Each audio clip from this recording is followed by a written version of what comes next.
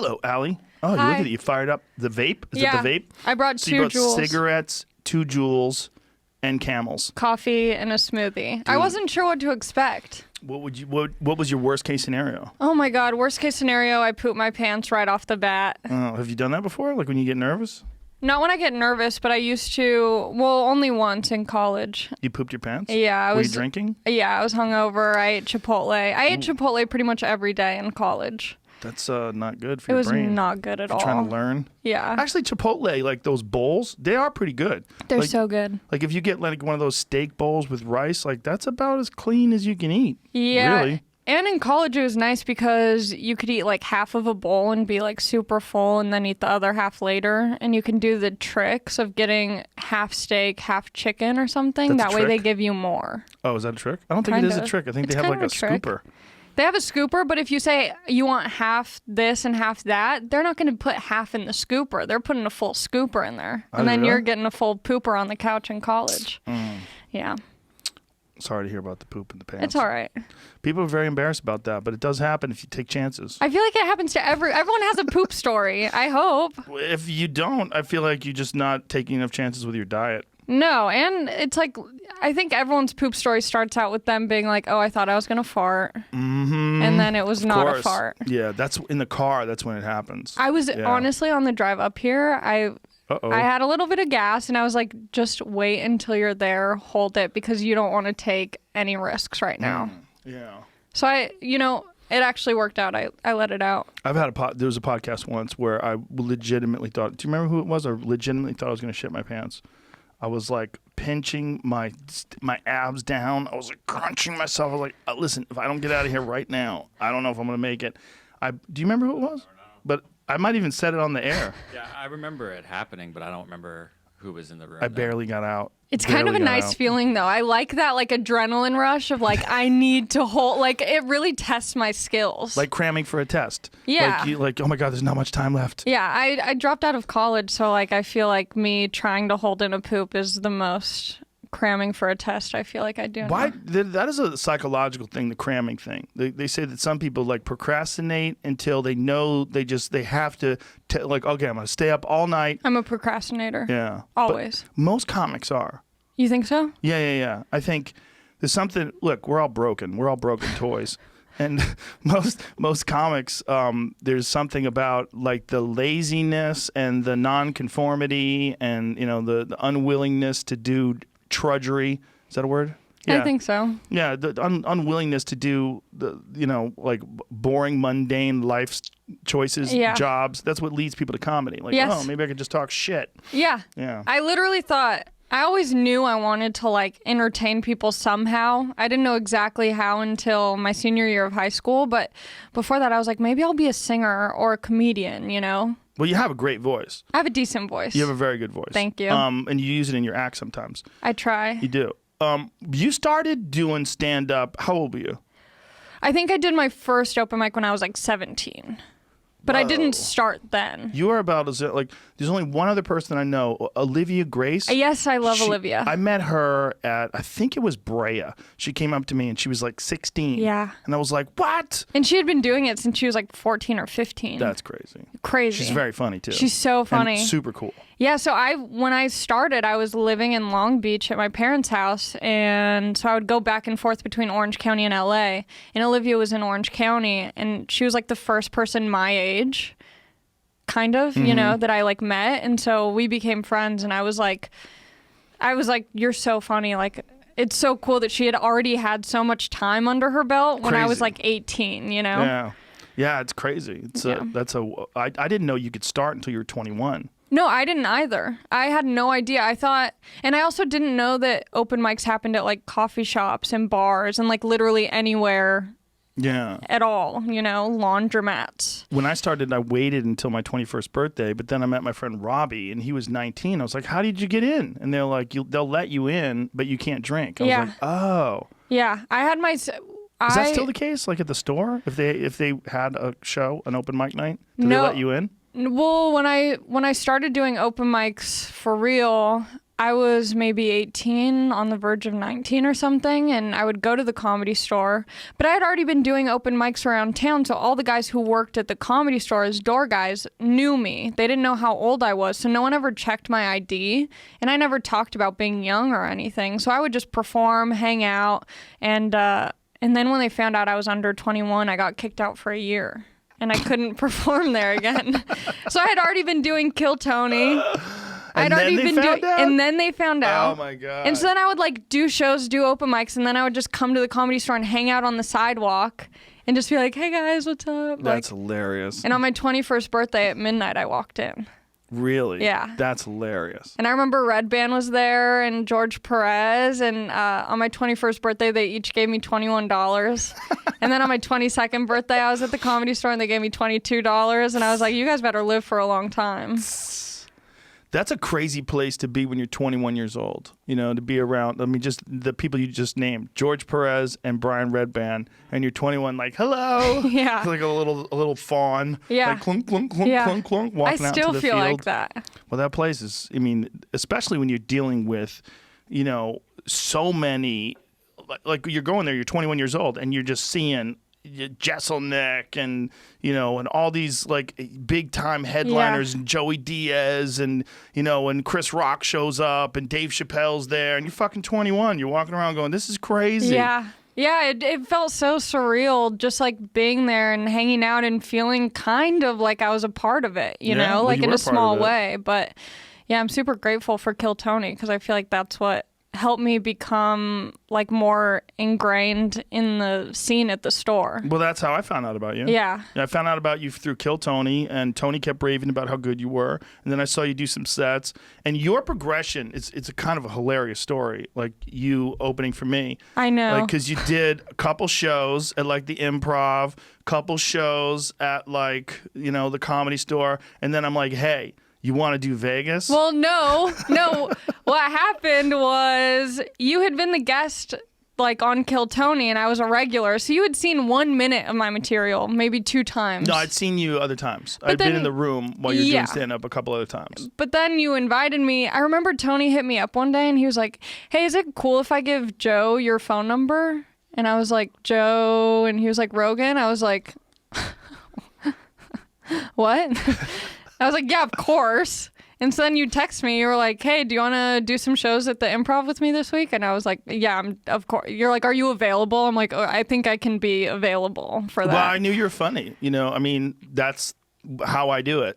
When I think someone's funny, I'm like, all right, let's see. Yeah. You know, let's see what they do in front of a packed house. Yeah. You know, with Joey Diaz and Duncan Trussell and Ari Shaffir, and just like, let's see what's up. Yeah. Let's see what's up. And then I had been doing that for a couple months, I'd say, just like doing the hosting spot or like little opening spots at the Improv and the Comedy Store.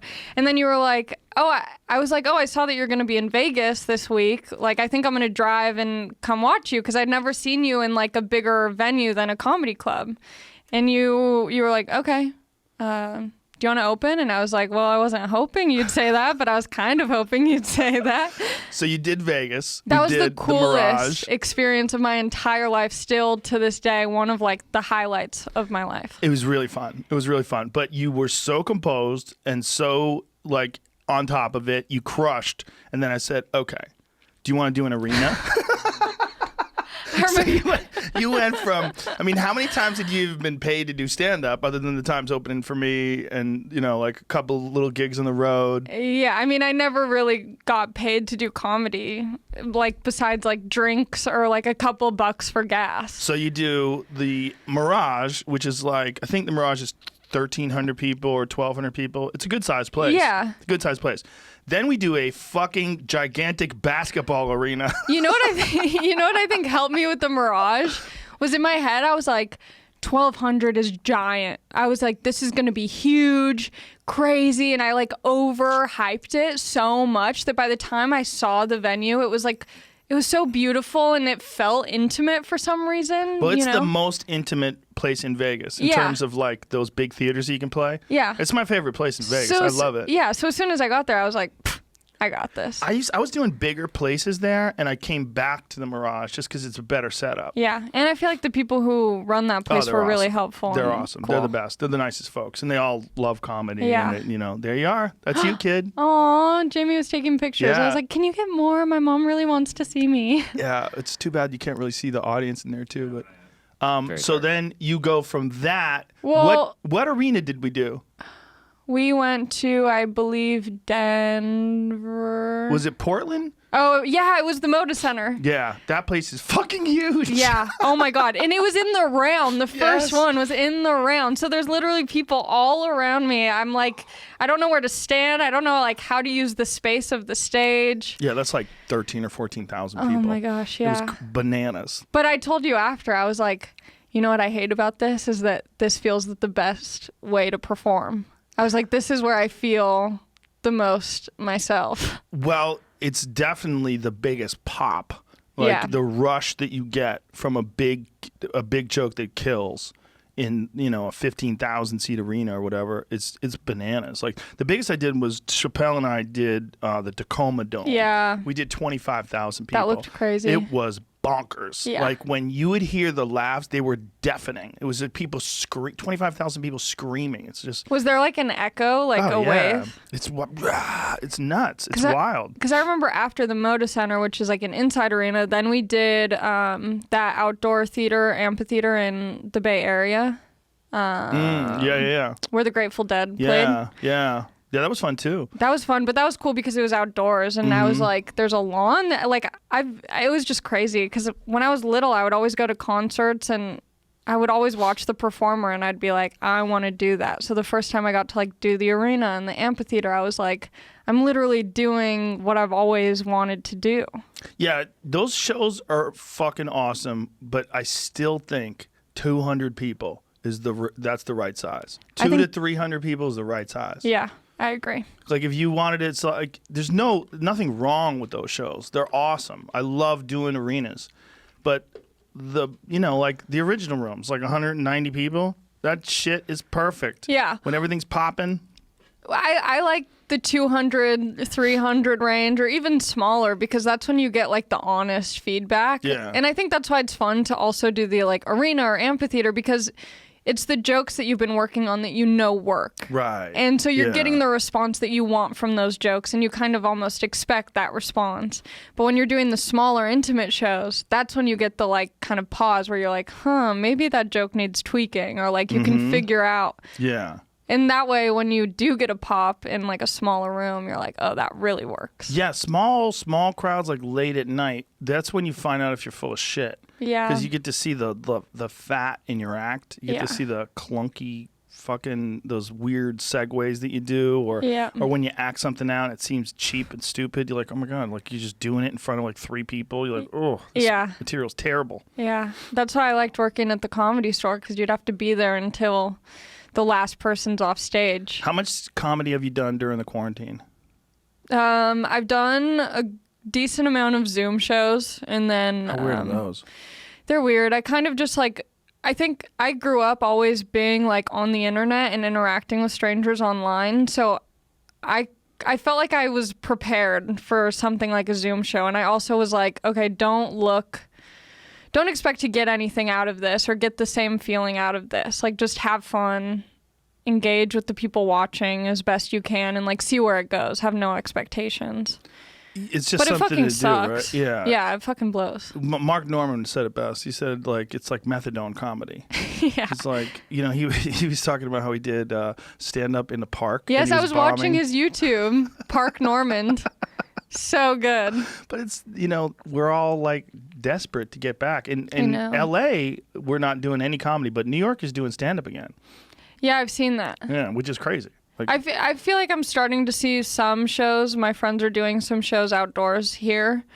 So I don't know. I'm kind of hopeful, but I'm also like, if I get an offer to go to a state that's open and doing comedy, I would take it. are you taking vitamins? Are you taking care of yourself? You just tested negative. I just tested negative. You don't have the vid. I don't got the COVID, but I've been getting tested a lot because my sister just moved to Arizona last year. Mm-hmm. So I've been going out there a lot, which is hot for the Rona. Yeah. Yeah. And so I've been getting tested really frequently. And Whenever they say like it's hot for the Rona, I always wonder like what makes some place hotter than others? Like why are other places more susceptible? Like what's going on there? I don't know. Well, I guess with Arizona, everything's open. It's Everything's almost like open. Corona never happened there. Yeah, they don't give a fuck. Yeah. Well, that's a Wild West town. I know. I told them, I'm like, they're the COVID cowboys. Yeah. They're wearing maskless chaps. They have open carry. Like you could have a gun in your I pocket know. and just walk into a store. I did a show in Arizona. I was like, what are you guys going to do? Shoot COVID when you see it? Is that your defense? Well, in their defense, like they're on the border of Mexico, and that is a place that has literally changed very little since people came across the fucking country in covered wagons. Yeah. Like that's Arizona. Yeah. Like Arizona, like Phoenix is as big as it gets. I love Arizona. It's great. I love it there. I love it. It's so beautiful. There's so much to do. I filmed my 2005 special there. Okay, brag. Yeah, I love it there. Yeah. I've been going there forever. I just love that Tempe Improv. That place is great. Dude, Tempe is my favorite. That was the first place I headlined. And Casey, the manager there, one of the best people ever. He just like, I feel like every comedy club manager should like take a class under Casey because he's like so compassionate and he gets it and he's like not full of bullshit. He's just like an honest, caring dude. I feel like he runs that club so well. Well, that place has a history of cool people running it because Adam Egate used to be there. Yeah, and Paige from the Improv. Yep. That's So where I many met people. both of them. I think I met Paige there. I think I met Paige there. I just feel bad for those people now. Oh, you're taking the...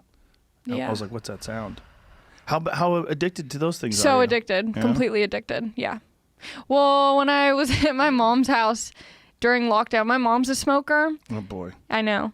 It's this weird thing when they get to be a certain age and they're still smoking all the time. I Like, know. ooh, you are on the edge, huh? Well, she was trying to read that book, Alan Carr's book, to What book? stop smoking. How about just stop smoking? All right, well, I guess if you've been doing it all your life, I don't know. Take up another hobby. I know. You'll have to talk to her. We'll not get her gonna on the pod. No one's gonna listen. She's not. Yeah, no. When you're in it, you're in it. You know. But when I was with her, she was smoking, and I'm like, I don't want to be smoking, like, because my mom always says, "Don't smoke, it's bad." And I've just been smoking since I was like 17. Oof. But I quit for 2 months off like the Juul, When off did you do that? cigarettes. When? At the beginning of lockdown for 2 months. So why'd you start back up again? Because then I came back home to LA, and I was like, What was the first one like? Did you know that you were being a loser?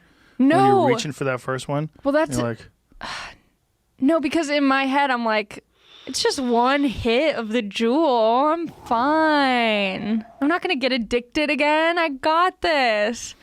And then a couple more times I hit my friend's Juul, and I was like, I need to buy my own. damn. Yeah. That's what quick. happened with cigarettes. Like, I wasn't addicted. Like, I think people think that if you smoke one cigarette, you're going to be addicted, and that's not the case.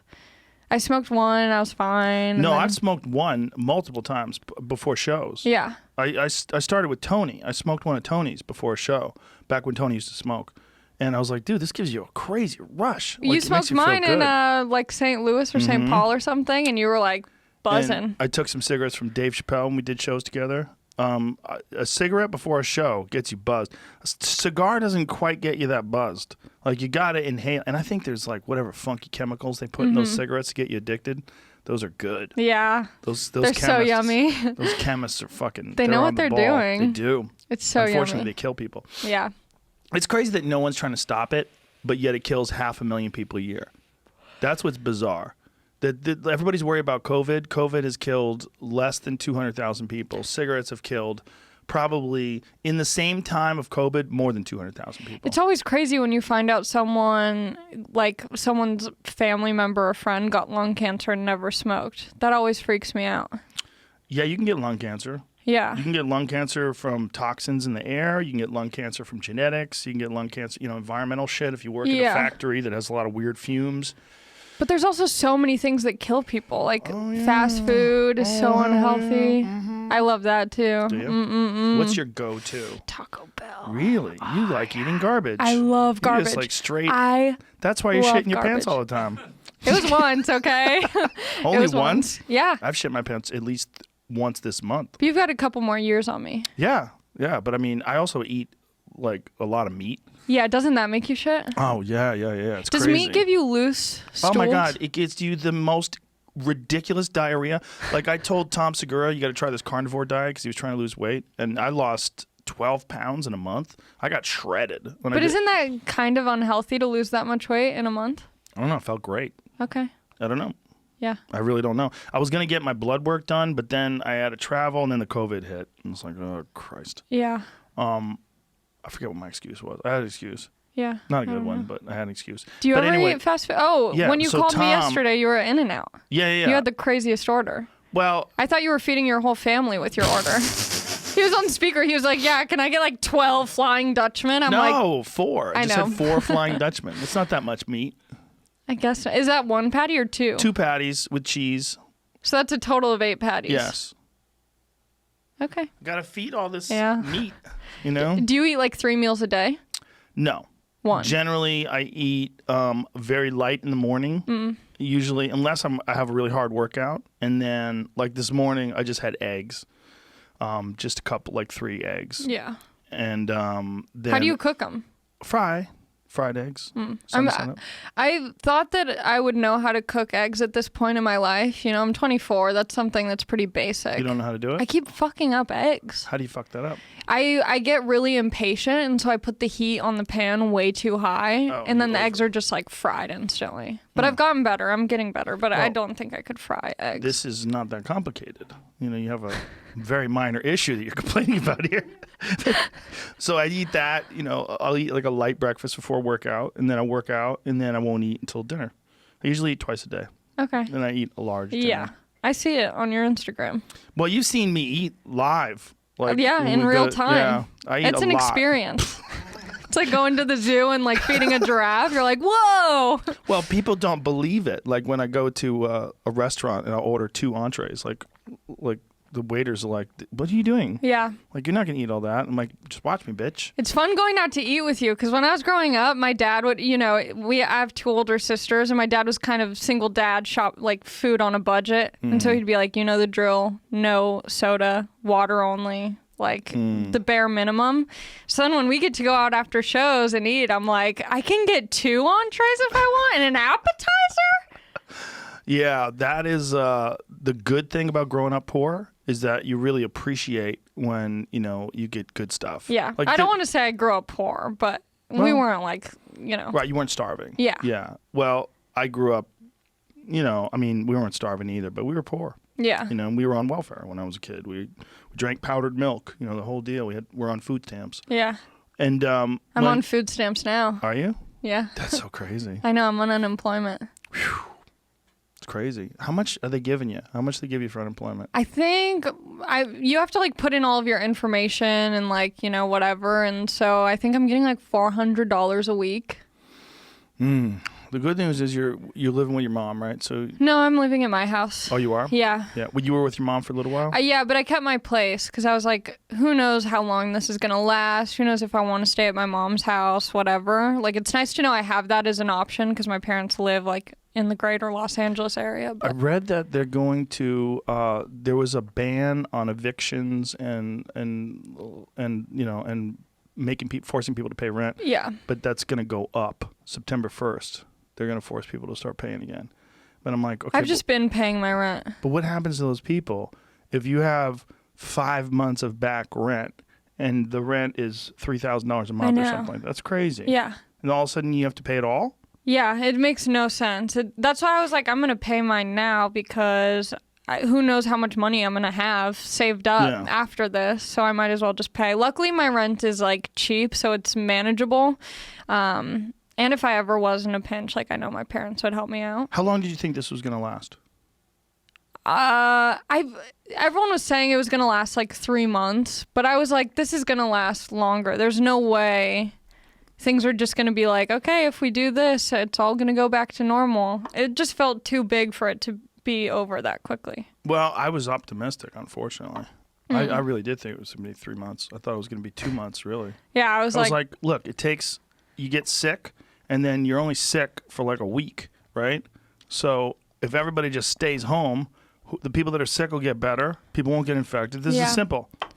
I just feel like Americans are so like don't tell me what to do. Yes. And America's such a big country, how would you expect everyone to be on the same page? Well, it's a big country. We're all crazy. Yeah. And we travel around a lot. Yeah. Yeah, and spit in each other's face. Yeah. And here you go. Here we are, 5 months later. Is it 5 now? Yeah, right? Yeah, it's 5 months. 5 fucking months. No end in sight. Do you feel like it's gone by fast or slow for you? Slow. Doesn't feel good. I don't like it. I'm not worried about myself. I'm worried about other people, and I'm worried about the city. I'm worried about the economic aspects of this as much as I'm worried about the health aspects of it. Yeah. Because I don't know how, look, when people get sick, they get better, right? Hopefully. But when a city gets that far gone, like as far as LA is right now, like I don't know how a city bounces back. I've never seen it happen. Like I've seen cities that used to be big. Like, have you ever been to Detroit? Do we ever do a gig in Detroit? Mm-mm. Detroit is interesting. Okay. Because Detroit used to be one of the most wealthy cities in the world. Mm-hmm. Like at one point in time during the height of the auto industry, you'd go to Detroit and it was fucking Cadillacs and Camaros and Corvettes, and it was beautiful and everybody was making money. And it was just amazing. Now Detroit is sketchy as fuck. Isn't it getting Coming back a little bit, but when you drive through Detroit, you could buy a house for like $5. crazy? The guys from Top Gear, they have a new show now. It's called the Grand Tour. Is that what it's called? Sounds right. Grand Tour. They bought homes in Detroit. They went to Detroit and just bought houses. It was like bought a house for like $2,000, and then they were like, like showing like what you can buy for $2,000, and then they were driving their cars crazy. So crazy. I think once I make like a good amount of money, the first thing I'm going to do is invest. Move to Detroit. Move to Detroit. No, I think I would like invest in real estate. That's what everyone says, right? Don't listen to everyone. Okay. Yeah, I mean, investing in real estate is generally a good idea if you do it in the right place. Yeah. But, I don't know. Just keep kicking ass. I remember when COVID first started, I hit you up. I was like, Joe, I'm scared. Do you have a guest house? And you're like, I'm scared too. I'm like, that's not the answer I was looking for. I was scared. If you're scared, I'm scared. In the beginning, I was real scared. Yeah. Yeah, because I didn't know. First of all, the information you get from China is so filtered by the Communist Party or the Chinese government. So, like, who is telling the truth? Like, how bad is this? So when it hit, and then, when you see them driving down the street with those big tanks spraying the houses. Did you ever see those videos from China? No, I don't. Oh, yeah. Like big Lysol It trucks. looked like Ghostbusters. Yeah, exactly. I was like, this is not good. Like, No. What are they doing? And then you were getting information from cruise ships that were saying that it lasts up to 17 days just on surfaces. I'm like, oh my God, we're fucked. This is a super bug. I was on a cruise at the beginning of the year, so I got it out of the way. You were on a cruise? Yeah, I got booked to perform on a rave cruise. Oh, Jesus And I was Christ. like, this might be the worst experience of my life, but there's no way I can pass up on having that, Was it good? It was so fun. It honestly changed my life. I was like, first of all, who goes on a rave cruise? Second of all, who goes to see comedy on a rave cruise? Yeah. And so I was like, I need to bring a friend. So I brought my friend Danny, and I was like, he's going to be the perfect person to have, whether this is the best or the worst time. And we pull up to the port in Miami, and it's like 11 a.m. and there's people in like blue wigs and fishnets drinking like Jack Daniel. Look at you. Oh, that's me. Look at that smile. You look so happy. I was. And look at everybody has no mask on. No mask. This was, what a good time. The old days. Look at it. It looks like I have abs in that picture. When do you think we're going to go back? This is January 21st. This is right before the world ended. Yeah. When do you think we're going to go back to no masks? Do you think some people are just going to wear masks forever now? I think so, yeah. Yeah, well, isn't I watched this Japanese reality show, and it's so good. It's called Terrace House, and they just film people in this house. It's beautiful, and people over there wear masks when they're sick. That's just always been a thing, and so I think maybe that's something that'll be implemented. Well, they did a really good job in stopping COVID because of that. Yeah. Just because they wear masks all the time, they didn't stop their businesses. Yeah. They didn't close down, and I think only 1,000 people died. Yeah. See if that's true. I think that's the number, and they're starting to have resurgence in cases, unfortunately. But it's probably that's. And what now happens. everyone's losing their hair. What they are? Yeah, I heard that. Alyssa Milano. And other people. I think with her, it might be she might have a lot of stress in her life. Stress, she yeah. seems like a little high strung. Stressed out, That yeah. lady needs a joint. What is that? I don't know. Recovered 35,000, 1,000 deaths. That's amazing. 1,073 deaths in Japan. That's amazing. That's incredible. Yeah. That's incredible. I mean, how did they do that? I don't know. And look at their big spike. The big spike is like towards the end of, it looks like April 22nd. Do you think that this is like mostly accurate? As best? I think Japan is honest. Yeah. I mean, they're just very disciplined. You know, they're very disciplined and they follow order. Yeah. You know, like have you ever gone? No, I want to. Well, it's beautiful. I wanted to. It's really interesting. It's like I love when people are just human beings, but they have a whole different way of doing things. Like you go there, like, oh, look how they do it. Like, yeah. You walk down the street, everybody's like real polite. Like nobody's bumping into each other, yelling at each other. It's like very orderly. Yeah. And you know, it's interesting. It's like really packed with people, but there's no litter. Yeah. What's your favorite country you've been to? Well, I'm a big fan of America. I love Canada. I've never been. I guess that's kind of a country that's separate from us because you could walk over there, but I mean, you could walk to Mexico too. Yeah. I love Canada perform. They're so nice up there. They're like America, but I always say with 20% less douchebags. That's nice. They're fucking nice. Yeah. They're really nice. And it's cold. And so it violates my dickhead cold weather theory. I used to have a dickhead cold weather theory because I grew up in Boston. I was like, why is everybody so dickheads here? Because it's too fucking cold. freezing, yeah. But it's not, because Canada's colder than that, and they're nice. If you go from Boston to Montreal, it'll ruin your dickhead cold weather theory. Yeah. Because I'm like, well, it's fucking colder here, and people are nice. Maybe it gets so cold that they're forced to be nice. Yeah, because they're all struggling. They have to stay together. Yeah. Have you been to Montreal? No, I've never been to Canada. Oh, you got to go. It's awesome. I was hoping amazing. to do New Faces this year. But if I had to bail canceled. off the continental North America, if I had to get out of this spot, I would go to Australia. Ooh. I love Australia. Really? Yeah. I've never been, but it's not a place that like I'm super dying to go to. I really want to go to New Zealand. I would go there too. I've Yeah. never been, but it looks amazing. Road trip. Yeah. Oh my God, what's that? They just had 4 new cases. I know, they had they no were, cases. Yeah. Yeah. They're pretty impressive. But Australia, the first thing I would do if I did move there is try to convince them to drive on the right side of the road. I'm like, what are you doing? It's weird. Why are you over here with your steering wheel on the wrong side? Why? How did that Bunch of happen? fucking What assholes. happened when we came over to America? Was someone just like, let's 'Cause just switch it all up? Everybody's jealous of us because we're the shit. So they're like, well, they do it like that. We're going to do it like this. Yeah. Do you know why, though, honestly? No, that's what I'm asking. The reason why is they drive on the left side of the road because if you were a knight and you were like in combat, you would want to have your enemy on your right side. So if you were riding towards them, you would want to have your enemy so you could slash at them with your dominant arm. Yeah. That's also why when you shake someone's hand, you shake someone's hand with your right hand because that's your dominant arm, supposedly. Yeah. So that's your sword arm. So these are all sword people. They're all old fucking What type of cars were barbarians. knights driving? Like a Cadillac Escalade? They were on horses, honey. Oh, okay. Got it. Got But it. when they'd Not run up to in each other Escalades? and stab each other, they would want to do it with their right arm. So they'd want the enemy to be on the right side of them. Crazy. Yeah. So they were on the left side of the road. It's weird to think that that's I like might have made that up, by the way. maybe. You know, I just trust. I have blind faith. I'm like, I know less, so I'll just take that as a fact. Yeah, I still talk like the days before the internet. I'll just start saying shit, and I'm not sure if I fully researched I it. know, but that's the crazy thing about the internet is I feel so confused all the time.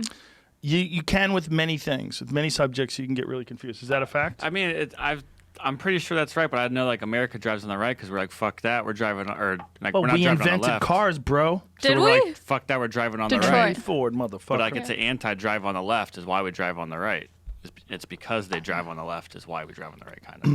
You know what I'm saying? You follow? Yeah, we're like the younger sibling who's like, fuck you, we do it our own way. Oh, that's how you drive with horses? Well, with cars, we're going to just flip it. Yeah. I don't know. I mean, what is the reason why they decided to drive on the right? There's got to be a reason. That's what I'm saying. It's What like does it say? colonization. Just to be They're different? like, fuck British In the rules. early We're not- colonization of North America, English driving customs were followed and the colonies drove on the left. After gaining independence from that makes sense. They were anxious to cast off all remaining links with their British colonial past and gradually changed to right-hand driving. Aha! That makes sense. Have you ever, when you were in Australia, did you like rent a car and drive yourself on the left side? No, I have never driven a car on the left-hand side. Yeah. I remember reading about Matthew Broderick, and he was over in Ireland, I believe, and he got in a fatal car crash. smashed into someone, and the speculation was that he was on the wrong side of the road, like he was coming home from the set, and then he fucked up. I remember reading that. I don't know if that's the case, but I do know he was in a bad car crash, and I was like, oh my God, you got to be on your fucking P's and Q's if you're driving on the left side of the road. Because your head, like, do you know when you're driving, you get into that weird auto mode where you just, like, you ever be in your car and then all of a sudden... I don't know how I get home sometimes. Like, how did I get here? Do you text and drive? No. Okay. No, I do not. Yeah, it's me too neither. tempting. I have a little slot in my car for my phone. It just goes right in there, and I don't do shit. In every car you have a slot? Well, in the car that I drive the most. Yeah. The Tess? The Tesla has a slot. But the thing I like to do is this. I like to do, hey, Siri, text Ali Macofsky. And what would you like to say? And then that kind of shit. Yeah. Your phone go off when I said, hey, Siri? People get mad at you. Like, if they listen to the podcast, they get mad. I have like an I iPhone had it the other too, day, so I it's don't fine. have to See, worry it's about fine. it. Half the time I hit it's dirty. Oh, that? Old, yeah. Why don't we, well, when I'm replacing in the new studio. Are you going to visit us in Texas? Duh. Duh. I was like, when you called me yesterday, I was like, maybe he like wants me to like move with him. And then you're like, do you want to do the podcast? I'm like, fine, I guess I'll stay in LA. Well, once everything's up and running, the I'll plan, babysit. Okay. Well, good. I've got nothing over My daughter likes you. I know, she's so cute. Adorable. She's so cute. I was like, are you on TikTok? That's like how whenever I meet a young person, I'm like, are you on TikTok? I know the dances. The Chinese government is watching you. Do you think they're actually going to ban it? Yes. I think they're going to force a sale. That's what I think. I think probably some big American tech company is going to buy it because there was a group of I don't know if a group or some software engineer that back engineered TikTok, and they said this is the worst application we have ever seen in terms of violation of privacy. Whoa. It's the worst. Like, it tracks fucking everything. And they send that information directly to the Chinese government. So they're data mining. Is it bad that I don't give a fuck? Don't give a fuck? Should I care more that people are taking my privacy? This is how I feel about that. Okay, tell me. You are a 24-year-old stand-up comedian. 25 next month. So you're like, what am I going to do? What are you going to do? What are you going to find out where I shit? Yeah. What are you going to find out where I take naps? I keep my laptop on with the camera on when I'm pooping just in case. If the government's watching, I want them to get the full range of me, you know? I feel like if they're paying attention to like hedge fund guys who are trying to overthrow governments. Yeah. You know, they're paying attention to like they don't important care shit. about me? What do we do? We're fucking, I know nothing. We talk shit. Like, yeah. What, you know, the people that think that the government's watching everything you do, like, but bro, you're boring. Yeah. Okay. Yeah. They're not paying attention to you. I guarantee you they're not. But they're probably watching you, don't you think? yeah, they're watching me. They listen to everything I say, I'm sure. But I mean, say everything publicly. So. Yeah. The things that get me in the most trouble, I say right here. Yeah. You're just talking shit. But, you know, that's the business. The business is the talking shit business. Yeah. What are you going to do? But that's the thing, to get back to like being so confused about information now because there's so much information. I don't know what to believe. Isn't it crazy like having a podcast and then like saying something and being like, I don't know if that's right. Well, that's what Jamie's for. Jamie's the best. Jamie pulls things up all the time that I thought were right. I know, I've always like, wanted actually Actually, you're wrong. Well, I mean, if you're coming to me as your major source of information, you are already fucked. Yeah. If I say something that I absolutely know to be sure, I will say that I absolutely know this to be sure. Yeah. And if I say something and I go, I don't know if that's true, please Google it. Yeah. I'm not supposed to be a source of information. I'm just not. Yeah. It's not my thing. You just have a lot of information. I whether have it's some factual or information. not. I'm a shit talker. That's Yeah. what I am, a professional shit talker. I Yeah. talk shit. 8 out of 10 times, I don't even mean what I say. Yeah. That's the crazy thing too about the internet is that some people will just like assume that everything you say is real, and it's like, no, there's some like. I'm gonna put this up later. Here, Okay. I'll send this to you, Jamie, right now. This is Tim when he was getting his COVID test. Oh my god. And this is something that I'm sure people are gonna be pissed about. But this is a perfect example of what I like. I don't need everyone to be serious or telling the truth. Yeah. And I like the fact that I can tell the difference. And Yes. I like when people say outrageous shit that they don't really mean. Yeah. And that's one of the things that frustrates me the most about this internet culture is that people love to take something like that Tim Dillon would say in his clip and put it in quotes and pretend that he really means it. Play that. And have it totally out You of didn't get it? context. Oh, it's actually a fairly large video. Should I you got it? Oh, you got it. Yeah, put it up there and then give us some volume. This is Tim Dillon taking his COVID test. Here we go. I'll put it on the internet after the podcast.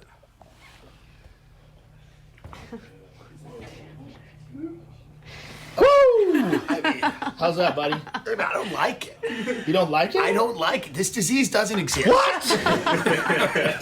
This is outrageous. I can't even put this on the It does internet. not exist. It's fake. Oh, no. See, now, there's a lot of people that would be like, that's Jamie. Is that His your little emoji? avatar. He added his emoji. But it's like, there's so many people that are like, you know how many fucking people died? 147,000 Americans. That's what they would do. They would take that clip and then they go, oh, you're yucking it up? Ha, ha, ha. Grandma's dead. Yeah. What are we supposed to do? Be sad about grandma all the time? All the time. All the time. We're supposed to be 24/7. sad. Everything's supposed to be serious. These humorless fucks who spend all day complaining about things. Yeah. But I get it because there's no work. Yeah. What are you going to do? Like, of course it's sad, but that's like why comedy's so important and to make light of things and be ridiculous because Oh, it's like for there needs sure. to be a balance. For sure. That's what we do. Yeah. And it's also like what we enjoy. Like one of the things about the Comedy Store is that I enjoyed the most is like going there and people would go like talk shit to you. You really wearing that? Like what? Yeah. Are you really wearing that? And then all of a sudden it'd be like a roast fest. You'd be standing there going, what did I do? Yeah. And then you're shitting on my clothes or shitting on my shoes or, you know, it's like, it's fun. It's fun. Like, and saying things you don't mean are fun. I remember when it was like me, you, and Santino out somewhere and we were getting brunch and I was like wearing a shirt and you're like, what the fuck is that tattoo on your arm? And I was like, what's that tattoo on your arm? We were just going back and forth. That's dumb. What does that mean? You get that at a thrift store? What is that tattoo? I don't know. I forget. It's a rowboat with a flower in it. Okay. I got it for $10. I That's won a a good raffle. deal. Yeah. Stays with you forever. Yeah. When you're 80. It's for $10. Today It's not even gonna look like that. Today it's $1,000. My friend got a tattoo gun on Amazon. You know that anyone can just buy a tattoo gun on You Amazon? can just start tattooing yourself? Oh my God, you tattooed your palm? I What saw is the that, a Post star? Malone episode and I was like, I gotta get another tap before I come on. Were you thinking about getting one in your cheek? No, Would not you yet. do like a little star like I have thought about a face right tattoo. above your eyebrow? Like a tiny little one over here. Ooh. Maybe. There's been multiple face tattoos on this podcast. And you know the one I forgot? Who? Mike Tyson. I forgot he has a face tattoo. Yeah. I forgot. A prominent one. The first one, though, was Kat Von D. She was number one. And she has a gang of them. She's got little stars all over the fucking Yeah. place. Yeah. Oh, cheeks. And then the second one was the second one Tyson? Who else? You had Kat Von D on? Well, yes. Yeah. Early It's- in the day. She's awesome. Yeah. But Travis Barker probably has the most tattoos. He's I've so had him on. talented. He's a great guy, too. He's like a legend. He's so cool. He's such a sweetheart of a person, too. Like a really genuinely Yeah. nice guy.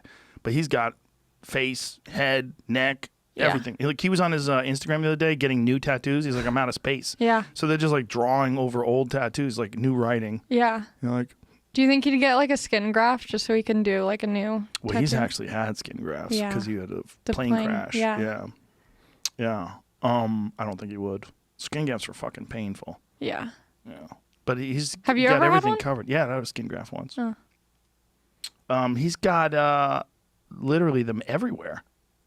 He's got them everywhere. I mean, Really? yeah, everywhere. Like top of his head, all the way down, his hands, his arms, his legs, everything's tattooed. Like, see if you can find the video. The video is kind of crazy. I have a weird amount of tattoos where I'm like, I feel like I'm playing blackjack right now. I'm like, should I quit or Yeah, look. hit? He's out of space. Damn.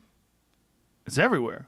Well, Under his there's- chin. There's still some face room, Yeah, some but cheeks. well, there was a fake picture that somebody might have been him that he posted of his face fully tattooed. It's like, damn, he might have went all in, but it was fake. How old were you when you got your first tattoo? 23, maybe. Do you remember what it was? Yeah, I still have it. It's like a demon with a jester's hat on. Nice. Stupid. I know all my tattoos are so stupid. It's there to remind me that I used to be a moron. Yeah, I feel like that's what these are. I'm like, you know what? You're gonna be a different person. Well, I'm still a moron, but I'm definitely less of a moron than when I was 23. Yeah, that's why that's why I really liked like being at the store and like having people like you and Tony and Santino and just like all the people there, like, you know, because for me being a young person in comedy, I'm always like, were you guys like bad when you first started? Oh, we were terrible. I'm like, did you guys know what you wanted to talk about?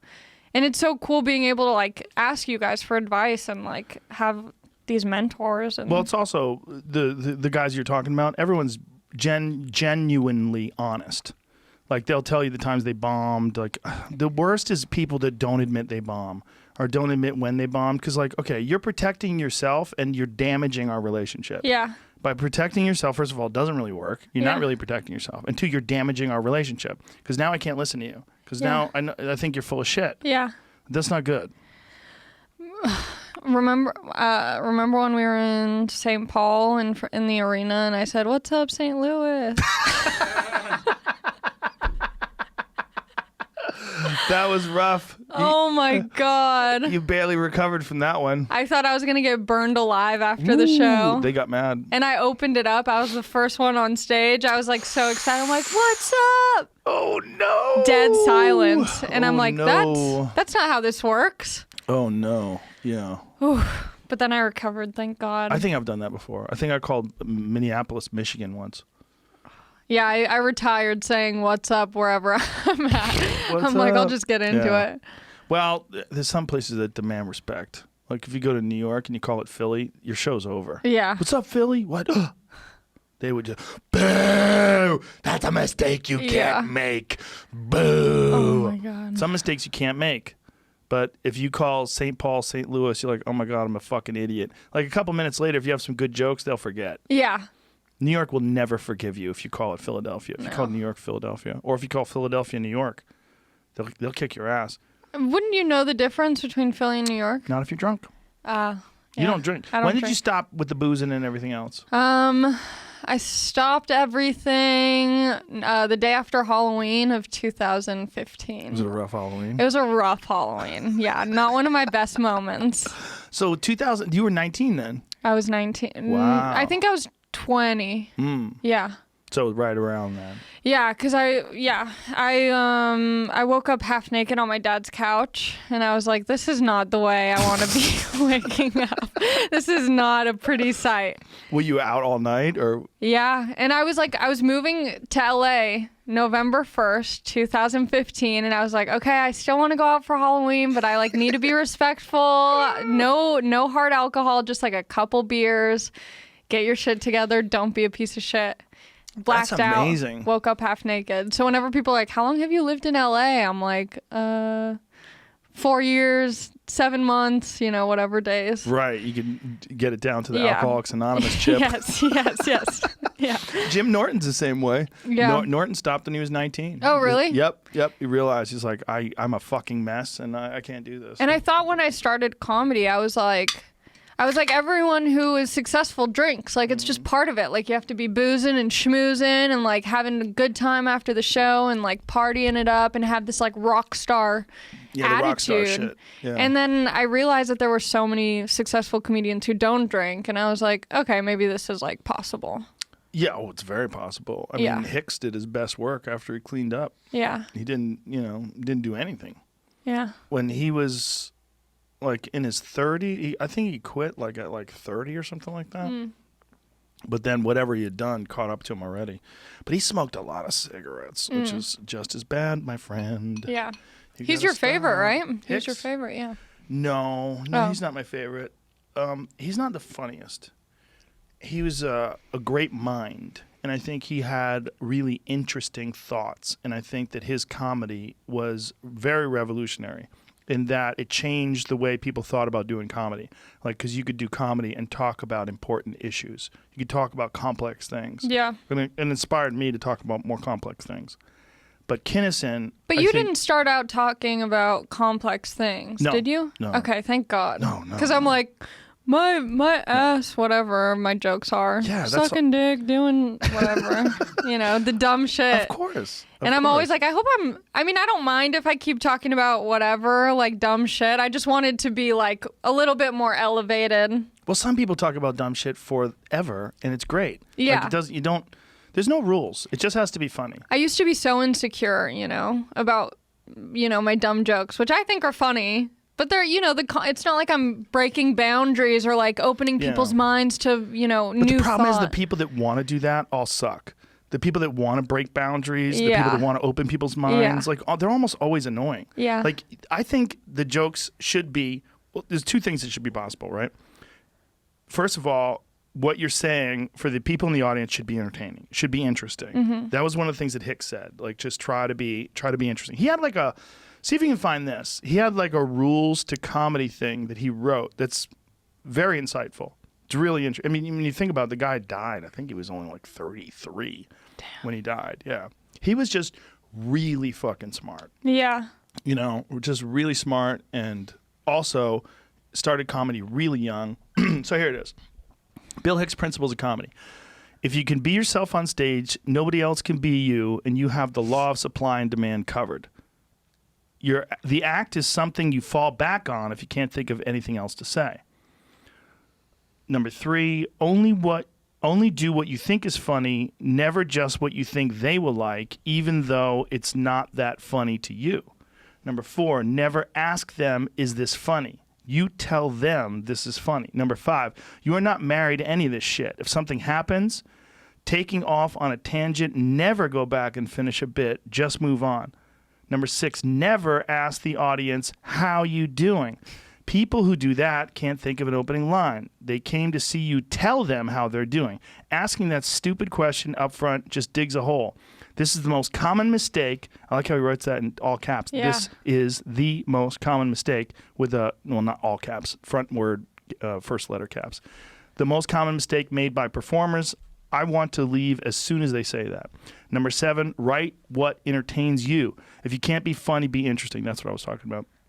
You haven't lost the crowd. Have something to say, and then do it in a funny way. Number 8, I close my eyes and walk out there, and that's where I start. Honest.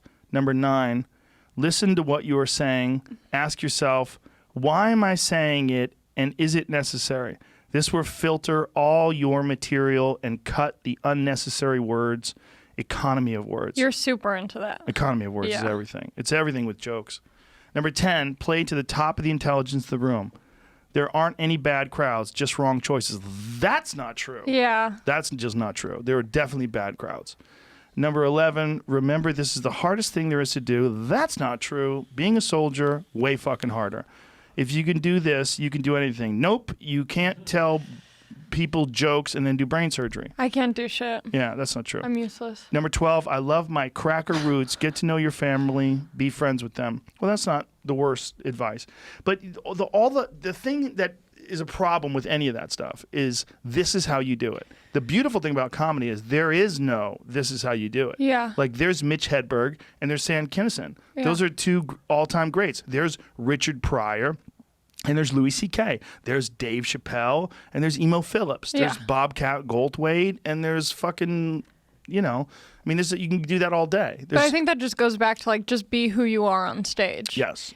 But also do what you feel like doing. Like, Gaffigan likes to do his kind of comedy. Yeah. Right? If all of a sudden Gaffigan had to do, like, someone else's act, like Bobby Lee or something like that, like, it's not what he's interested in. You find what you like to do. It's like some people are country music stars, some people are rappers. You know, like everyone's got their own thing they're doing. And that's the thing with like comedy is I feel like when you're starting out, it can feel so like competitive or like, should I be doing what this person's doing because they're doing things or whatever? But I feel like I have to look at it like music. It's like, oh, I like a rapper and I also like this like corny pop musician. Mm-hmm. They're in totally different lanes. They're not competing against each other. They're not looking at each other being like, why are they doing that? They're doing their own thing. And I can appreciate both artists or both songs or whatever.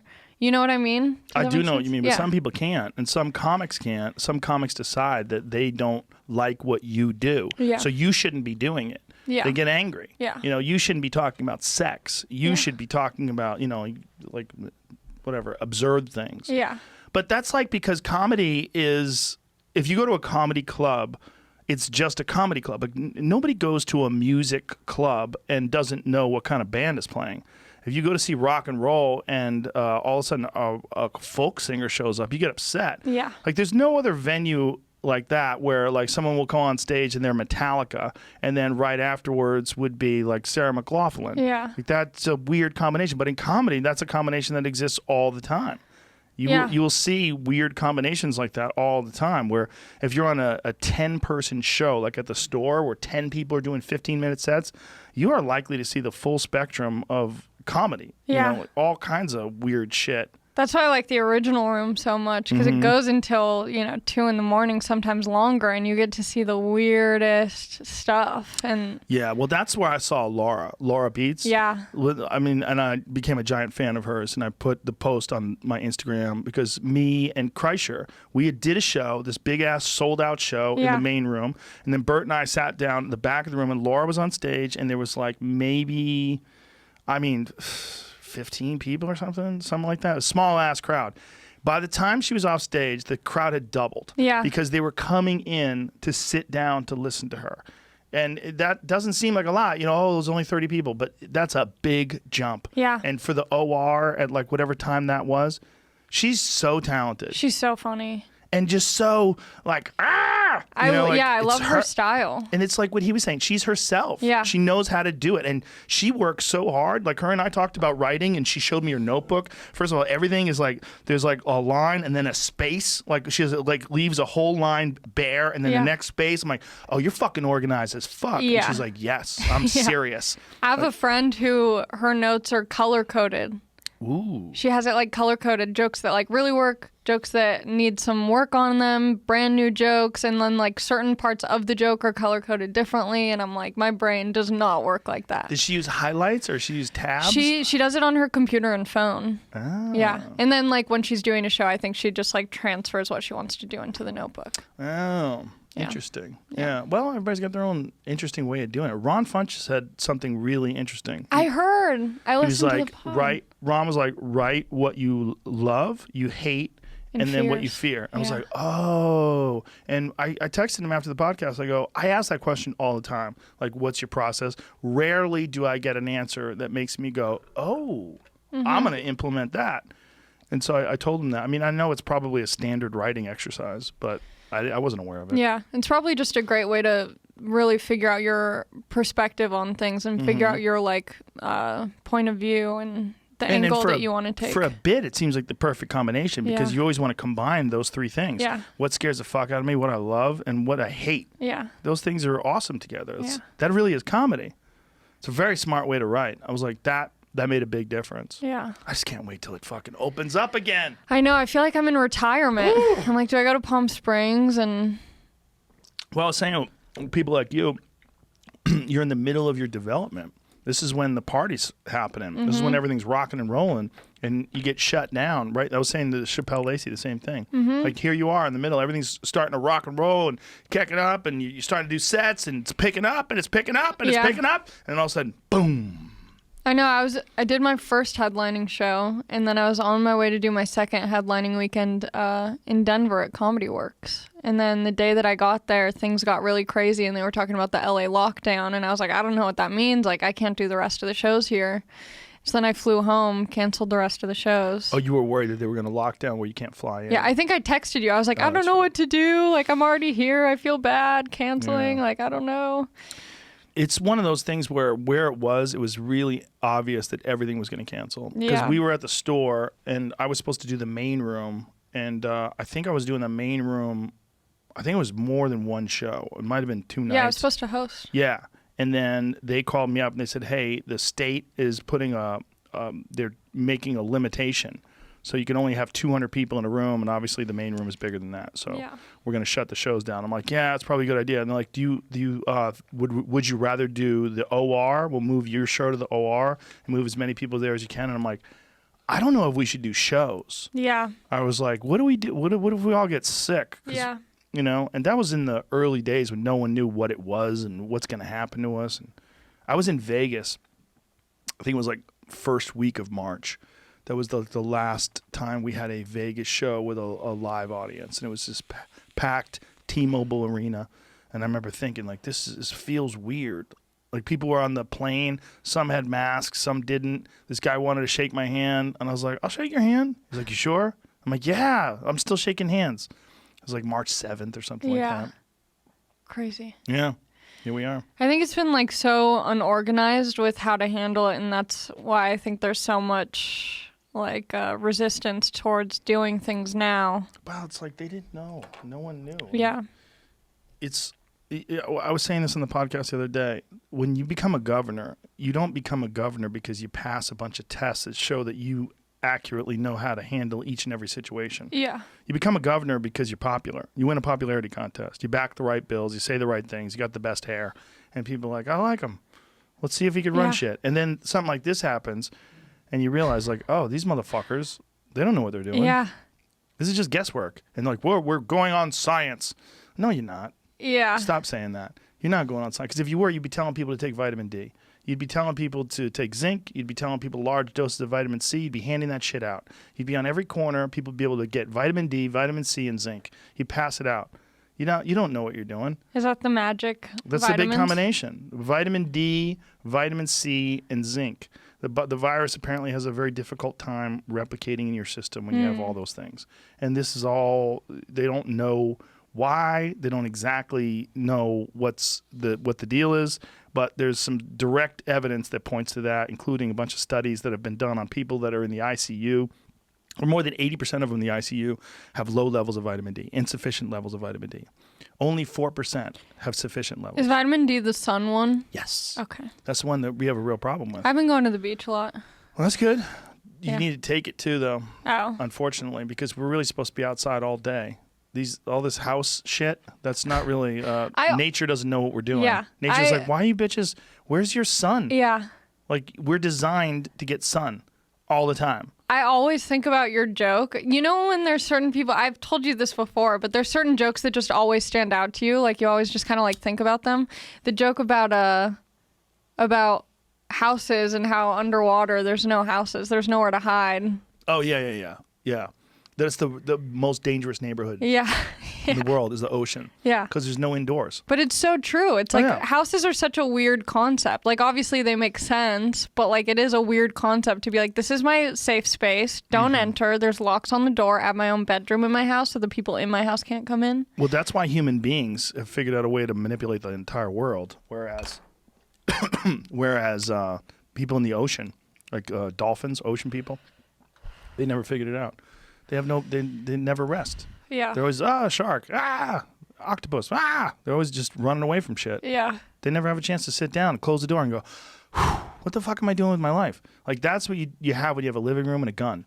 You can shut the door, and you feel a little bit safe, and you can start thinking about things. Like, people had to develop weapons, and they had to develop housing. Yeah. They had to develop shelter. They had to figure out where to stockpile food, and that's how we figured out how to become human. Yeah. But until then, we were basically like the smartest animals. We were the animals that figured out how to use tools. And now we're just dumb. Now we're just soft. Jelly. Little fucking bags of water. I don't drink enough water. Why not? I don't know. It's free.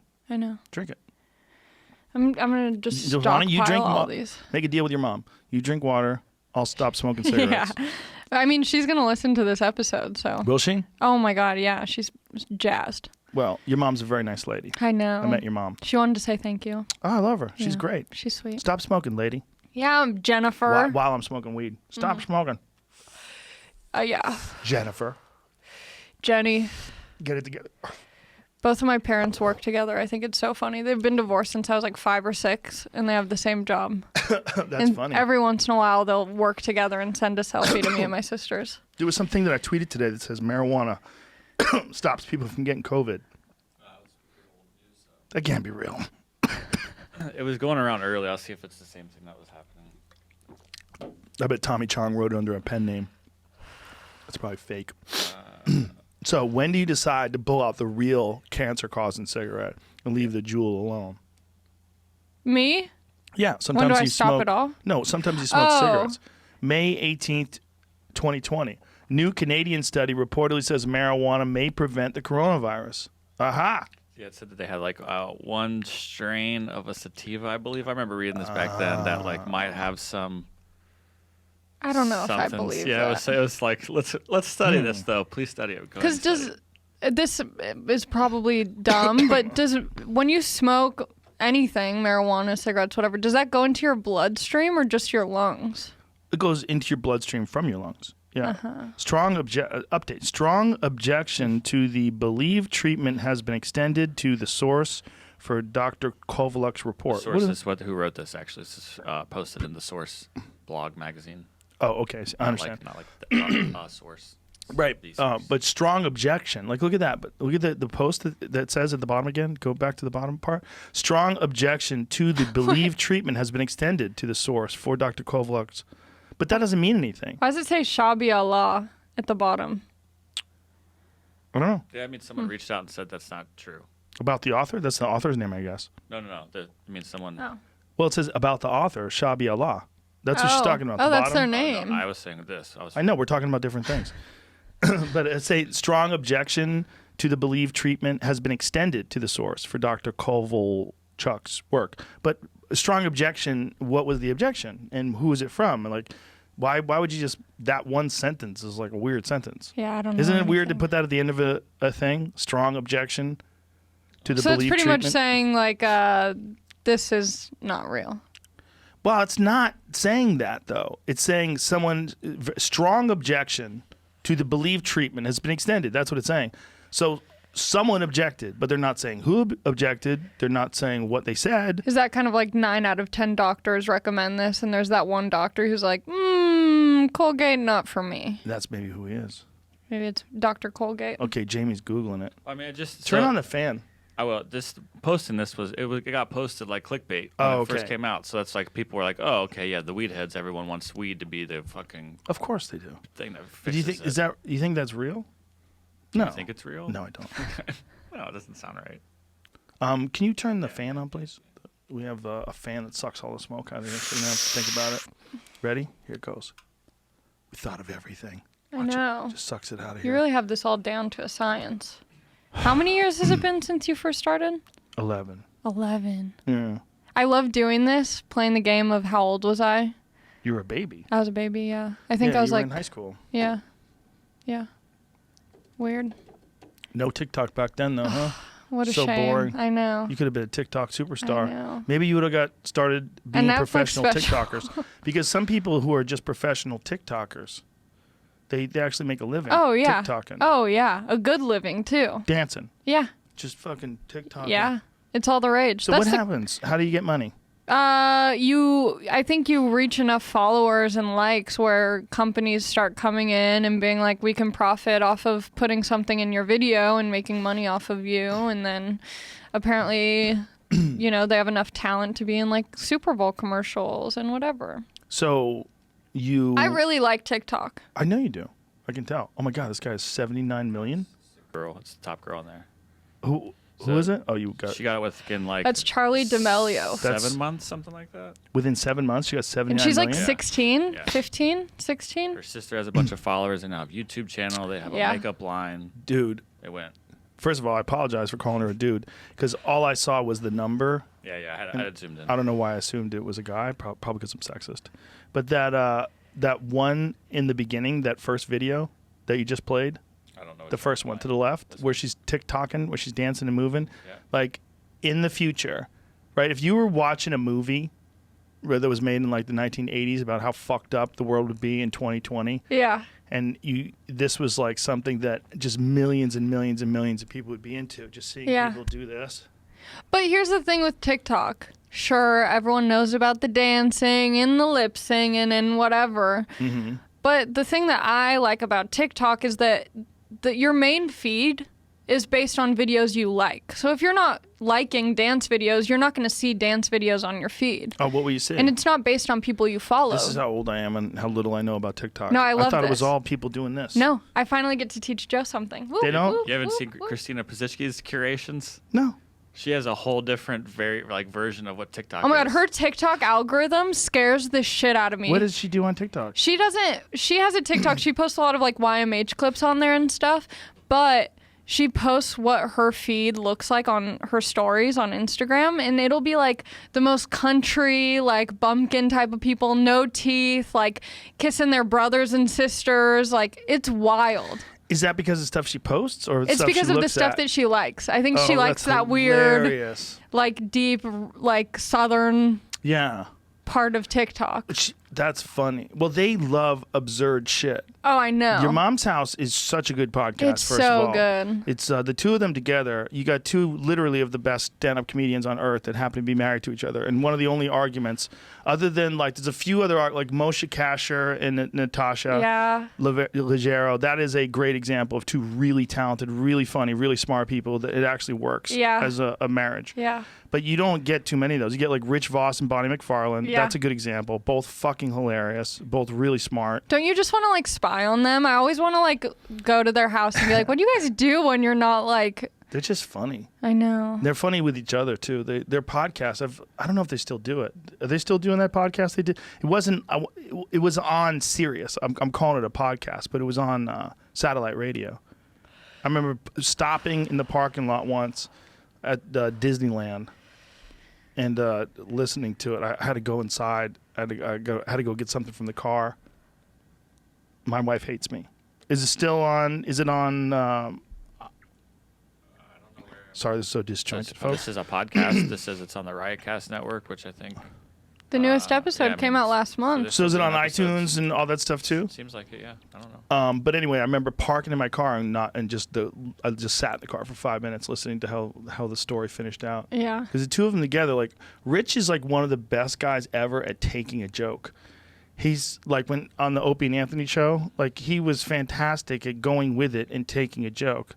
And then when they would fuck with each other, like Rich Voss comes from this old school New York City stand-up world where there's always some shit going on in the crowd. There's always some people that are causing a ruckus. And he's just a master at handling shit like that. Mm-hmm. Just so relaxed under pressure and like working the crowd. Like he's Rich Voss, a master crowd work and guy. like Big J Okerson, masterful. It's Big such J's a skill. Master. Oh yeah. Outside of stand-up, like just jokes. Did you see what happened to Big J last night? Yeah, who fell off the stage? He got yanked off the stage. What happened? It said that he was like talking shit to some girl, like a girl in the crowd, and that was the boyfriend. He got pissed. What? And, like fucking. That's yanked what him off. happened? That's what I read. I mean, Is he okay?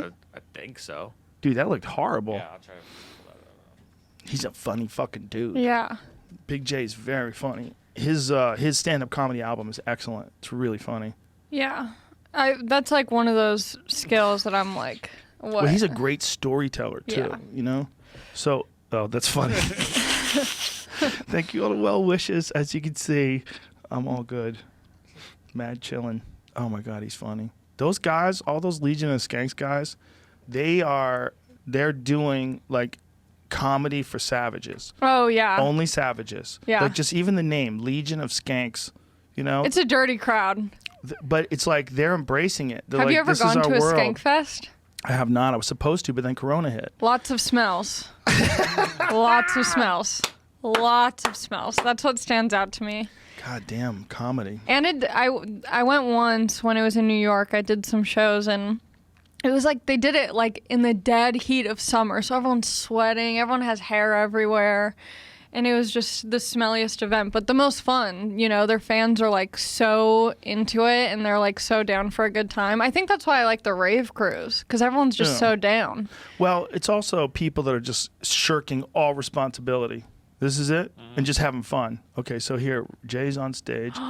The guy kick him off the stage? That's what it looks like. I think that was Luis J. Gomez, like watching. Oh, the guy grabbed his leg. He jumped in to try to save him. Wait, So one more time. So there's a guy grabbing his leg and pulling him shit. off the stage. Oh, Jesus. You can get really hurt like that. Yeah, that's fucked. Oh, my God. Well, I don't know what he said to the dude. Neither do I. I mean, that wasn't published. So. But Crazy. there's no excuse for that, sir. Have you ever been beat up performing? No, I have not. Yeah. No. It's always possible. Do you kind of like almost, not when you're performing, but do you almost like want a fight to initiate so No. you can like prove your skills? No. I do. No. I don't want anybody to get hurt. Oh my I gosh. just want to have fun. I almost got into a fight at the park. I started skating during lockdown skateboarding. Yeah. And You any good? You know, I've gotten better. Are you shredding? I'm shredding. I'm fucking ripping Do you it do up on out TikTok? there. Is that a section I of do TikTok? put it on TikTok. Yeah. do? Yeah. None of my videos go viral. I'm too old. Maybe if I was skating and dancing at the same time, it would work. It's but like age on TikTok is like there's a certain age I would imagine where it gets cool again. Like when your 90-year-old grandma's on TikTok, you're like that's cool. That's my feed. There's like Right. 90-year-old grandmas who their like grandkids are telling them what to do, and it's. But like fun. guys my age, 53-year-old guys TikTok dancing. They're on there, and it's frightening. Yes. No, they're doing this stuff. Yes. Now, where did this come from? Where this TikTok-y movement? Like this is. Honestly, it's the dumbest because there's like that girl Charlie who has so many fans. She like is a dancer. Like she grew up dancing, so she knows how to dance, but TikTok like warps your brain into doing the most like bare minimum type of dances. It'll be like they'll do a song, and in the song it'll say like my heart beats, and then the dance is like you're pretty much doing like interpretive dance and then making it a trend. You know, it's not like skilled dancing where you're like, wow. It's just like. Who would have ever thought that interpretive dance, like what? Like I've got an app I want to put on the App Store, guys. I'm telling you, this is going to be huge. Well, what is it? It's interpretive dance. Yeah. Like, get the fuck out of my office. Why do you keep bringing these morons in here? And no one wants to do interpretive dance. There's a market for it. My heart beats. And then this is what I don't like about TikTok is that there's these everyone's on it, and there's young people, there's old people, but like there'll be songs that are like, yeah, suck my dick in blah blah blah, and then the dance to that is like you're putting your hand above where a dick would be, and then you're doing like a bouncing motion, and there's like 13-year-old girls doing this, and I'm just like, there's creepy people, and I want to stop it, but you can't. And I've also been like, you know, I've been a middle schooler on weird websites where there's like creepy dudes. Like there's this website called Omegle, and you can talk to complete strangers. It's kind of like chat roulette. And I was on that when I was in middle school, and like now that I'm an adult, I'm like, why was I ever on there? You know who does those kind of stings where they pretend that they're a little kid and then set people up? Yeah. Set up pedophiles. Shaquille O'Neal. What? Yes. Wait, Yeah. he dresses like a girl? No, he goes on chat rooms and pretends he's a young girl. Like for fun? No, to catch pedophiles. Whoa. Yeah, he was telling me he did that. He's like a legit sheriff's deputy. Okay. Yeah, where is Shaquille O'Neal? He's like a sheriff's deputy or something. I don't know if he still is. And he's also a DJ? He's also the biggest human I've ever met in my life. He's so giant. big. He did Fear Factor with me, and it was like me, like I was with my dad. Like, Yeah. it was like a 6-year-old with his dad. He's so big. Yeah. He's like, 3, 2, 1, go. He has to have a huge Booming dick, voice. right? Even if it's regular size, he's so big, it has to be ridiculous. Yeah. When he did that, he was still in the NBA. That was in 2005 in Roanoke, Virginia. But he is a resident in Georgia, where he is an honorary deputy in Clayton County. Yeah. So But like, honorary deputy, that's like being an honorary graduate student from USC. yes, it's not totally legit. He's not like, you know, whipping out a pistol and probably have driving to do down the something. freeway. You probably have to do something. Yeah. And I think it allows you to carry a gun in a lot of places you couldn't ordinarily. He said he's actually going to run for sheriff, but this was a Oh, couple years shit. ago, so like this would be now. When this He's a article super says. nice guy. He's so big though. It's like, Yeah. it's interesting that a guy that big is actually too big for fighting. Because the UFC doesn't have a super heavyweight weight class. Look at the size of him. Oh my God. His head looks so small. There's one guy that Because makes it's him far look away. There's a guy who makes him look small. small? Yeah, I'll show you a picture of What? it. Yeah. That's ridiculous. Yeah, humans come in all sorts of sizes. We're like Yeah. dogs, Yeah. you know? That's why I like going to the spa, like the Korean spa, because you get to see everyone naked and you're like, oh, my body's Wow. not that weird. What's that gentleman's Yao name? Ming. Yao Ming. Yao Ming. Yeah. And how tall is Yao? 7'7", 7'6", somewhere in there. That is crazy. Damn. 7'7". From China. He made China big, huge in the NBA. And this was Yeah. him and the smallest guy in the NBA, 5'3", Muggsy Bogues. Oh, Wow. that guy's so cute. That's crazy. He's so enormous. Genetics are weird. I mean, and it's interesting that he's Chinese, like, because there's a bunch of really tall guys from China, right? A few. there's quite a few. Like, when did that start? When did dudes from China start being giant? Ain't coordinated? I don't know. You know what I'm saying? Like, if you look at like specific body types, there's like places that you recognize as having like enormous body types. That's why I was saying that, because they're and coordinated. I added because it would be going to like scouting and recruiting, because you would have to. There's a movie Shaq was in called Blue Chips in the '90s that like you went and found the guy, and then, which is what they do in the NBA now. You can make some guy from like Africa, for instance, who doesn't know how to play, like the Antetokounmpo brothers, who came from Africa and went to Greece. Tall, giant, skinny, uncoordinated, but have athletic ability way more than anybody could ever do. So if you can get them to shoot a little bit, get them practicing shooting, they can be the best basketball players of all time, which you're seeing actually right now with one of them. He's only like 24, and he is, they call him the Greek Freak. He's an insane basketball player. And his little brothers are now like getting recruited and put on every team. Interesting. So, like, if you find somebody deep in like wherever, I don't know where they're finding people in China, but like there's probably some people deep in Russia or who knows where. Yeah, I wonder what that is though. Like what is it about a certain group of people? Like when you see like people from Iceland and those giant strongman competition dudes. Many of them are from Iceland. But that makes sense. Just look at the size of that dude with The Rock. The Rock is so big. You don't realize how ridiculous that picture is unless you've actually been around The Rock. Are you guys friends? I know him. Yeah. I've met him. But you're not like, what's up, bro? I mean, I hug him when I see him, just because I respect him and I love him. Is he a lot. tall? He's enormous. He's like 6'9". Oh, really? He's so big. Oh. He's a cartoon. You meet him, you're like, how are you a real thing? Yeah. He's so big. Like, he's so jacked, too. What a crazy career trajectory. Listen, that guy works hard. Yeah. He works hard. When you look at someone like The Rock, are you like, I need to step my game? Yes, really? always. Look at that. What the fuck is that? Look at his body. That's too much. No. That's the right amount. 6'6"? Yeah, I like 6'5", scrawny 6'6". little like Dude, he's lanky. and he wears cowboy boots too, or some shit. He's so big, but he's also like insanely disciplined. He's not just an enormous human being from just being born big. He's insanely disciplined. Yeah. I mean, you follow his Instagram feed, you feel really fucking lazy. Back that up one. Back up where you just were. There was a grid of images. Oh my God. Yeah, seriously. Scroll down to that one where he doesn't have a shirt. Keep going right there with one with the plate. What the fuck, son? Jesus, that's insane. But that makes me uncomfortable. Years and years and I love years that and stuff. years and years and years of grinding. That's what Yeah. that is. You don't get built like that. Like, sure, there's some Mexican See, but I'm supplements like- involved in there. And sure, there's some genetics, but you gotta work to get a body like that. Don't get but why do you need that body? Shut your mouth, What's woman. the point of having it? Oh my God, you're such a girl. Like, what does he need to do? He wants to be the ultimate man. Look at him. For what? What are you Rock, talking about? Take some days off. Chill. Are you kidding me? He's the ultimate man. Look at I him. guess. It's a fucking perfect specimen. Nah, for some people. How dare you? I'm sorry. What are you into, like real emo guys who cough a lot? Yes. That's what I you like. like? I like Guys who weak, can't run? fragile boys. Yes. I want scrawny men who want to be the baby spoon. I want to be Mama Spoon.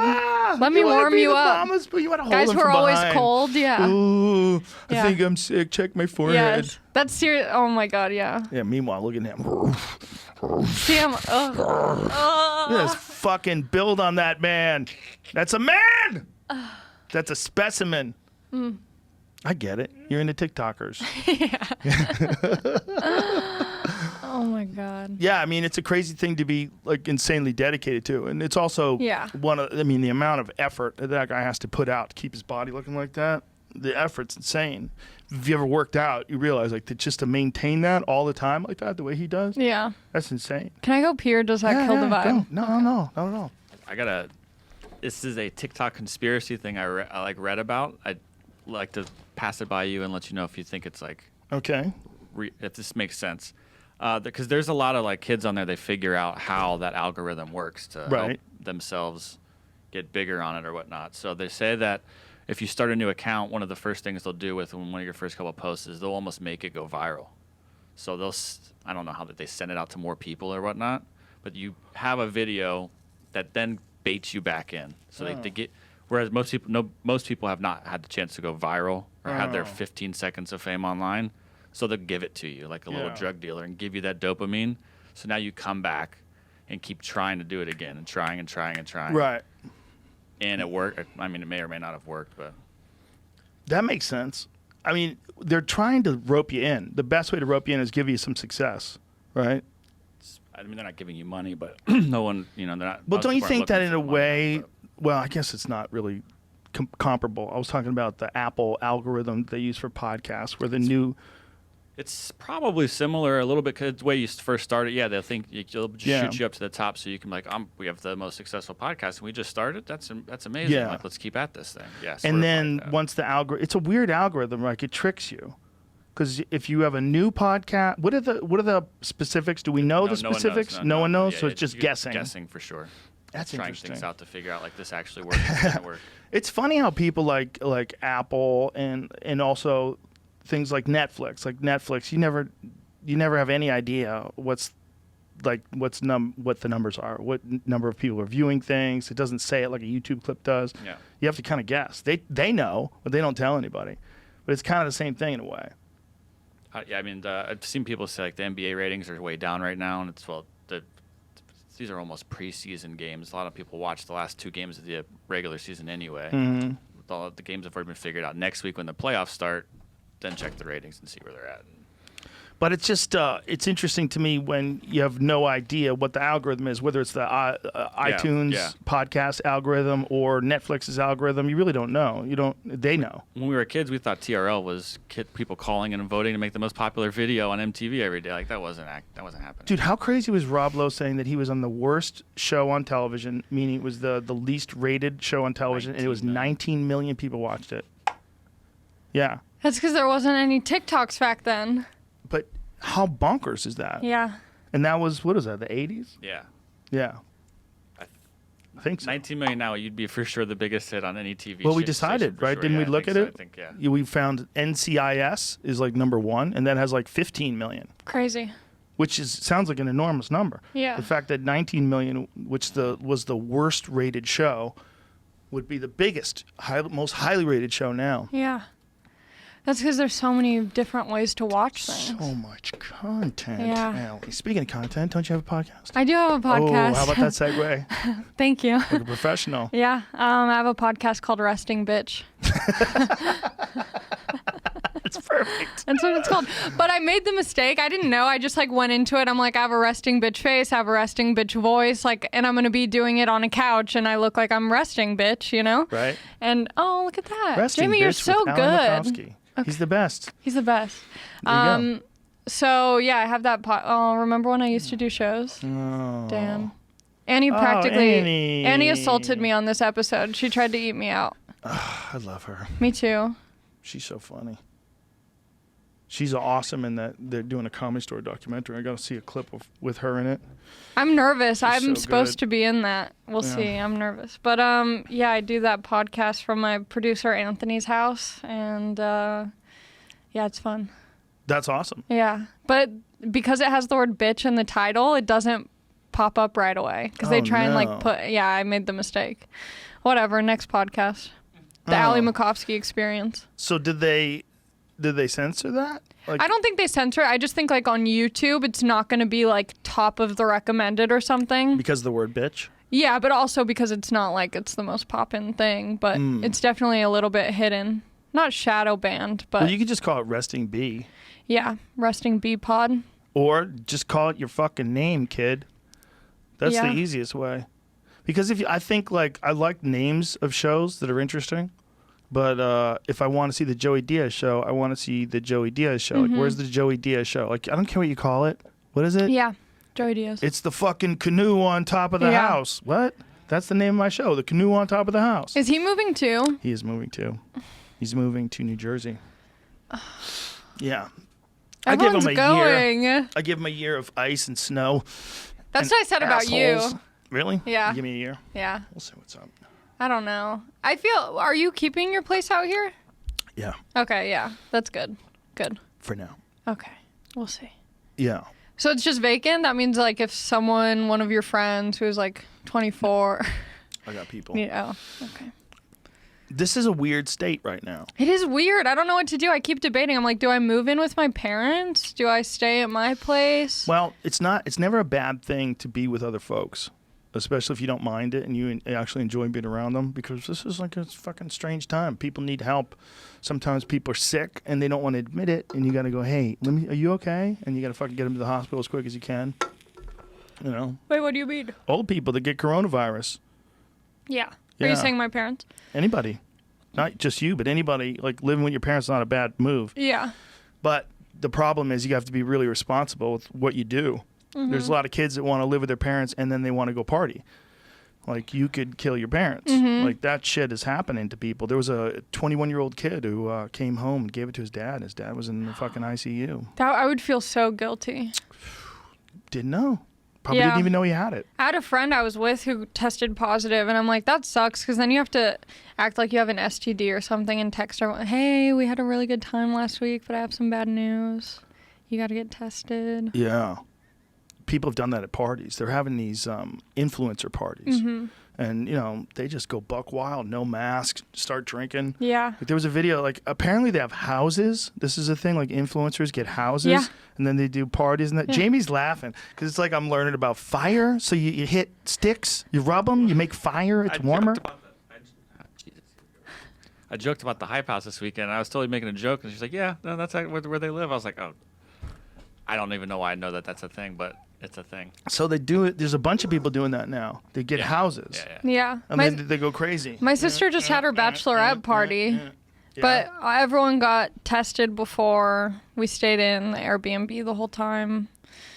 So I think there's ways of doing it that are okay. Yeah. There's ways of doing it that are okay. You can't be drinking and fucking jumping on top of each other Yeah. in the pool. Yeah. And, you know, there's 190,000 of you. I mean, they're having these fucking parties with like 200 people jammed into a house and everybody's breathing each other's air. Where's my invite, Charlie D'Amelio? COVID parties are a pandemic urban legend that won't go away. Oh, but that's what people trying to catch Right, it. that's what I was gonna say. Just so there's Yeah. clarification on that people won't think. Well, that's a different thing. What we're talking about is influencer parties where they don't give a fuck about the rules. Leonardo DiCaprio had a party on his yacht, and everyone was wearing cowboy hats, and I'm pretty sure he stole my COVID cowboy theme. At least I'm going to say that. That sounds very schizophrenic, and probably don't mention that in public. No, Leo's watching. He's aware of what I'm talking about. These COVID parties where people are trying to catch COVID, that's bullshit though, right? Yeah, but these aren't. Remember, I was telling you they were saying there's like these giant LA Hollywood Hills mansion parties Right. that are going to start shutting down. They were these were on TV. They had like the cameras that are usually doing the high speed chases. They were like watching these. Well, my that thing is weird because the mayor rather is going to shut off the power and shut off the water to these people, right? There's a certain amount of houses I think that no one lives in. They're just normally rented out for houses for parties that in Right. general, and they Yeah. probably people were just like, oh, we're gonna fucking use That one was of like what those. Bill Zarian was doing, right? Something like that. I don't know. Yeah, he rented this big giant ass house in Bel Air, and he'd have these big crazy influencer parties. People get real mad. Yeah. That like if you live in these neighborhoods and you're like a regular person with like a regular life, and then all of a sudden an influencer party moves in next door, Nightmare. and all day long they're just blasting music and fucking smoking weed, and you're like, oh no. Yeah, well, I remember Jake and Logan Paul used to have a house right by the Improv. Yes. And kids would just show up at their house. There would be like, it looked like a block party. Yeah. There were all these teenage girls. Yelling out their window. And all the neighbors were like, we're just trying to live. Yeah. They fucked up. And now that one of the brothers, Jake or Logan, got raided. His house got I think raided. that was Jake. There were guns everywhere. Yeah, What well, he the was the heck? guy that was at the Arizona mall. Yeah, while it was looting. happening. Yeah. Whoops. Why people looting is very interesting. It's not good. Yeah, it's weird watching people just steal shit and run out of the stores. Yeah. You're like, wow, this is so weird. It's just weird watching. Yeah, And then it feels very like a apocalyptic movie. It does. Yeah. Well, it comes out in these like big bursts too. Like what happened in Chicago, these big bursts of looting, and you're watching on television, you're like, "What? This is such a crazy virus that's in the air." But it's indicative of all these people needing things and Yeah. being broke as fuck, man. Like not having any work at all for months and months and months, and watch the economy crumble with no. Like, you would steal too. I think Yeah. we would all steal if we were 20 years old and fucked up and that's where you live and everybody else is stealing. You're like, let's do it. Let's fucking do it. And you're running that store. Ah! You know? Yeah. There's a thing that happens to people when there's a bunch of us and things go sideways. Like chaos, big chaos moments. Well, there's always chaos, but it's like somewhat controlled, you know? Yeah. The chaos is organized in a way where you feel like there's no chaos and things are smooth. And I think this just kind of cracked it open where it's like, oh, we can just kind of do whatever. Well, so the thin veneer of civilization has been exposed. There's some cracks, and you see right through it. And you saw through it during the looting in Santa Monica. I was watching this guy run around with a gun, and he's pointing it at people, and this other guy was yelling at him, and he's sticking the gun at him, and then he runs into traffic, and people are honking. This guy's got a gun, and there's just people running out of stores stealing shit. And I remember watching that video going, whoa, this is Santa Monica? Yeah. Like, this is wild. Like, Yeah. this is if there was a movie, and in the movie, a disease spread that made people reckless and wild, and it made them, they started stealing and assaulting each other and carrying guns everywhere. It was just a disease that flew through the air. Yeah. You'd be like, what a crazy movie. Like, this is Santa Monica 2020. Like, fuck you. Santa Monica? It was like someone had sprayed something in the air that made people hyper aggressive and reckless and crazy. That's what it seemed like. Because you go into like that fight or flight mode. You're like, I don't know what's going to happen. I don't know where I fit into this equation. There's that, but I think there's also something else going on. When they say that term mob mentality, Yeah. have you ever felt it? For sure. Have you ever been in a place where like a fight breaks out at a basketball game or something like that? Where there's anywhere where there's a large group of people and a fight breaks out, there's a crackling in the air. Yeah. Like you're ready to stab somebody. Yeah. Like it's nuts. Well, that's how I felt at the UFC. I was like, I'm taking jiu-jitsu right now. Sign me up. That's a little different. But I'm talking about like lawless shit. Like Yeah. the violence that you see at the UFC is the best substitute because it's completely controlled. Everybody has a hold of it. You know, there's rules, there's a referee, there's doctors, there's trained fighters. There's so many rules. Yes, it's really it's very well set up and very important. But the thing about it is that is violence, but it's just violence in the most controlled and safe way. Yeah. What I'm talking about is lawless violence. Yeah. When shit breaks out, like a scrap in a parking lot when people are fighting, that's when things are strange. Because that's that feeling like fucking anything can happen. Someone could shoot somebody could run people over. People generally never run people over on purpose, but they do when they're yelling at each other. Like if you're at a gas station, you see someone fucking run someone over on a YouTube video, you're like, oh my God, like what is happening? Yeah. They're going sideways. Conflict makes me so anxious. I hate seeing like fights or any, like it just makes me sweat. Yeah. Well, Like it's dangerous. verbal altercations stresses Dangerous. me out. So I was it turned into a riot where 7 or 8, I think 13 cars got flipped over after Ohio State beat Michigan one year, and we were headed to the national championship. And you could feel around 4 o'clock when one couch was on fire in the middle of the street that like we're in the hornet's nest. Like this shit's about to go down later, and it definitely did. I remember seeing the SWAT team get up at the end of the street, knee knocker bullets getting blasted out, tear gas, almost like what's been going on now. This was like 18 years ago. But Damn. as you were sort of saying that, I was like, actually, that one time after the Conor and Khabib fight, I was in the crowd right where that was happening. For about 3 minutes, it felt crazy, and then like they kind of got a hold of everything, and they were like, "It's fine," but like That it felt could have nuts been- there for a second. That could have been crazy. Yeah. It could have been really crazy. That was one of those moments where, those lawless melee moments. That was pretty controlled as far as there was a bunch lawless of police. melee. I wasn't that. There's police around or whatever, but just for that little spot, because I was right there, and there's some drunk guy next to me that was. The thing about that one, though, it was so entertaining because it was two of the best fighters in the world involved in post-fight brawls, right? So Connor's getting beat up by these dudes who It are was jumping like, over the cage. Complete chaos, excitement, into just like, hey, we got overtime. But that's what I think kept people from fighting in the crowd. Like what they were seeing was so entertaining. Like you don't get in a fight in the middle of a great fight. Yeah. You get in a fight when, something happens and then you decide. It was just weird. It was weird. I was putting myself back in the feeling of like, hold on, the fight's over. And now what's going on around me? This is crazy. Oh, shit. That's the only time I've felt that again where it was just like, because when the cars were getting flipped, me and my friends, we knew better than to get in it. Like, we Right, were but watching doesn't it feel like something changes in the air? Oh, yeah. Plus, you could smell the tear gas that day. But yeah. Yeah. But there's something about like chaos where I think it's because of war. I think every human being that's alive today is the descendant of people who were successful in war. It just seems like war has always been around, right? And ever since the first, really primitive primates hit each other with rocks and figured out that it's a better way to do it than just biting each other. The first animal that figured out how to start, attacking other groups and dominate them and gain success and gain their food and gain their women. They've just been doing that ever since. Yeah. So we are the people that survived that. I think there's a switch that goes off when there's like a riot, when it's some chaos. Yeah. Like you got to be like any fucking thing can happen right now, and people do shit they would never do. Yeah. Like something about it's like a melee button that gets hit, and you're like, ah! You felt it, right? Yeah. Shit's scary. And this is what we're seeing as a country. Like the whole country hit this melee button, and that's where the looting and the riot. I'm like, people are way more aggressive with it. I mean, I'm watching people drive different. People just running red lights. Broke people run red lights sometimes, like fucking 5 months. Yeah. They don't want to stop. They're cutting people off.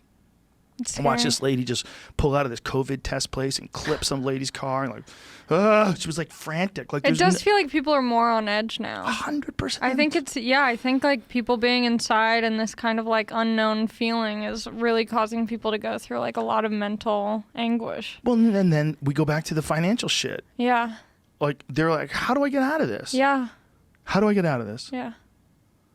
Like if it's already 5 months in and I know this is going to go on until January, how do I get out of this? Ugh. Yeah, and it's like when things open up and I can start doing shows again, it's like, but am I going to be doing enough shows to like am I going to have to work at a chicken wings restaurant again? I don't know. Are there going to be real shows anytime soon? Who When the do you fuck think those are going to knows? happen?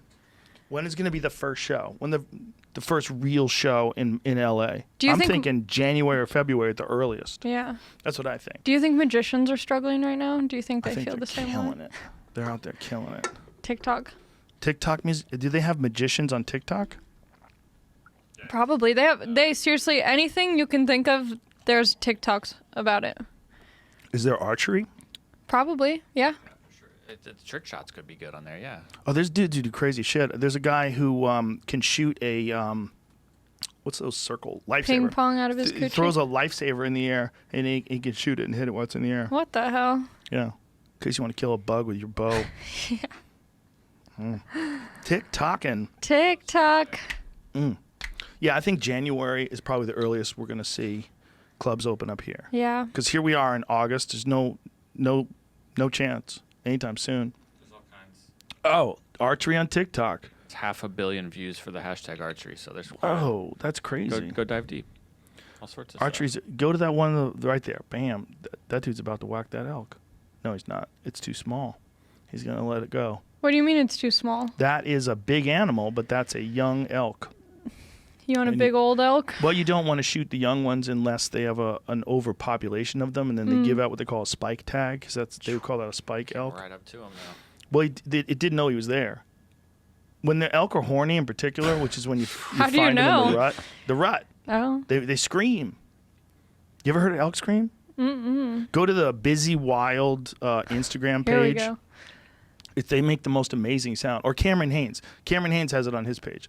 Go to Cameron Haynes' Instagram page. There's a video of an elk standing and then screaming, and as it's screaming, like the smoke is coming out of its mouth, because it's the hot air and Oh my God. the cold winter mountain and the hot air coming out of its mouth, and you can see it all spraying in the air. No, not that one. There's another one. The one on the far. That's it, right there. Oh my God. Give me some volume. Look at this.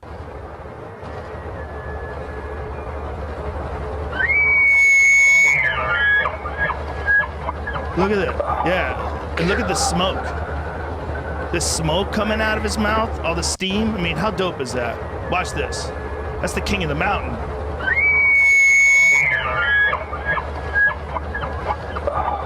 That big motherfucker is the king of the mountain. Is that a female or a male? That's a male. That's a bull. Damn. See the antlers? Those antlers are 100% to let the bitches know and to fuck up other dudes. That's what they do. They kill each other with those things all Crazy. the time. Yeah. They run into each other and stab each other with the weapons that nature has bestowed upon them. They grow them out every year, and then they fall off. So that would fall off, and then new ones would grow in a Is that couple of real? months. Yes, that's real. Damn. Yeah, it's the king of the mountain. Crazy. There's I don't think it's on that same page. I wish I could find the page it was on because I forgot to bookmark it. But there was a crazy video of this elk running away from this pack of wolves. And this pack of wolves is just snapping at its legs and just running up behind it and chasing it, snapping at its legs. And then they eventually just swarm it. It is ruthless. Yeah. It is so wild to see that these just giant ancestors of dogs exist free in the mountains. It's really fucking pretty amazing. Yeah. So in North America, wolves taking out a giant elk, and you could watch the video. I mean, I don't know if they did it from a drone or what, because it was up in the sky, and it's so ruthless. Is this one? This is where the wolves are chasing them. But when they get one, okay, here, yeah. And they can run really good in the snow because their feet are like, at the end of them are webbed, almost like a snowshoe. They have really enormous feet. Damn. Whereas the elk kind of sink in the snow and it hinders their movement. I mean, imagine. That has been playing out, that war between wolves and elk, that's been playing out for thousands and thousands of years. When did you get into like all of the hunting and stuff like that? Look at how they bite them on the legs. This is how they go after them. They bite them on the legs. Yeah, this is the video. This is it. So this is where I saw it on Instagram. So The elk. I'm not showing it on screen because you can't. Yeah, the elk is. Sorry. The elk is running and the wolf pack is behind it, and you could see he keeps going deeper and deeper into the snow, and he's stumbling, and the wolves just eventually get him. And when they get him, it's ruthless. We don't have to watch it. Wolfpack gives chase to group of elk. If you want to look that up. Yeah, there you go. And there's another one. Grizzly bear chases elk in Yellowstone Park. Somebody posted one yesterday. I wish I saw it. I wish I bookmarked that one too. But it was a bison hitting another bison and making it fly through the air. It's crazy. So these people are in the road, right? And they're watching these bison walk across the road. And the bison start fucking with each other. And one of them gets mad and runs at the other one and launches him into the air. So you're looking at a 2,000+ pound animal. And this other 2,000+ pound animal throws it through the air with its head. Just makes it go flying. Have you ever accidentally hit an animal when driving? Just hit squirrels. Mm. Yeah, it's a bummer. Did you feel sad?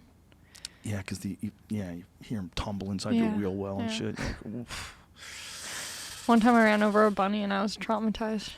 Yeah. It's sad. That is sad, Allie. Thanks for letting us know. You didn't bring Marshall. I wanted to meet the couldn't. dog. Yeah, unfortunately. I'm going to go shoot guns after this. I'm going next week. Yeah? Where are you going? I think Angeles Forest. Oh, okay. Yeah. Yeah, I know where that is. Just the outdoor. Yeah, there's a great range out there. Yeah, my friend Tokes has a bunch of guns. Have you done it before? I went with him once before, and I cried the first time. Cried the first time you pulled the trigger? Mm-hmm. In ecstasy? No, it Fear? was fear. Because I was just like, it was just so scary. It's such a powerful feeling. And it really freaked me out. And then I started to have fun, and I was like, pow, pow, pow, pow, pow. Wow. Yeah. You got into it. You went the other way. Yeah. But it was like one of those things where I'm like, I'd be fine if I never did. Like, I wasn't like, I have to keep doing this. But if the opportunity presents itself. So it didn't become an obsession, but you were entertained. Yeah. There were certain guns that I liked shooting more than others that were more fun. It's a smart thing to learn how to do. Yeah. Unfortunately, when you see the Santa Monica scene, you see the thin veneer of civilization pulled off and how easily people can go crazy. It's a bummer, but it's real. Yeah. Yeah. I just hope it all gets better. Me too. I feel like everyone's so negative. Are you eagerly anticipating what's going to happen during the election? Are you weirded out by like the possibility that no matter who wins, it could be chaos? I think like what you were saying, it's like it's already, we already kind of see through the government and realize it's all pretty fucked regardless of whoever wins, no matter how good the candidate is. But I also think that this has shown us like we do have so much power to influence what happens. It's not so much who the figure is or the person wearing the suit. It's more about like people coming together and like making some change themselves. You sound like a person who bought into all the political propaganda that they're pumping out in the news right now. It's really about big businesses and special interests making as much money as possible and keeping people fat and stupid. And they do their best to keep us uneducated, trapped inside our house with low vitamin D. And then they create viruses, and then they release those viruses on purpose. Yeah, no, I don't think that. I know.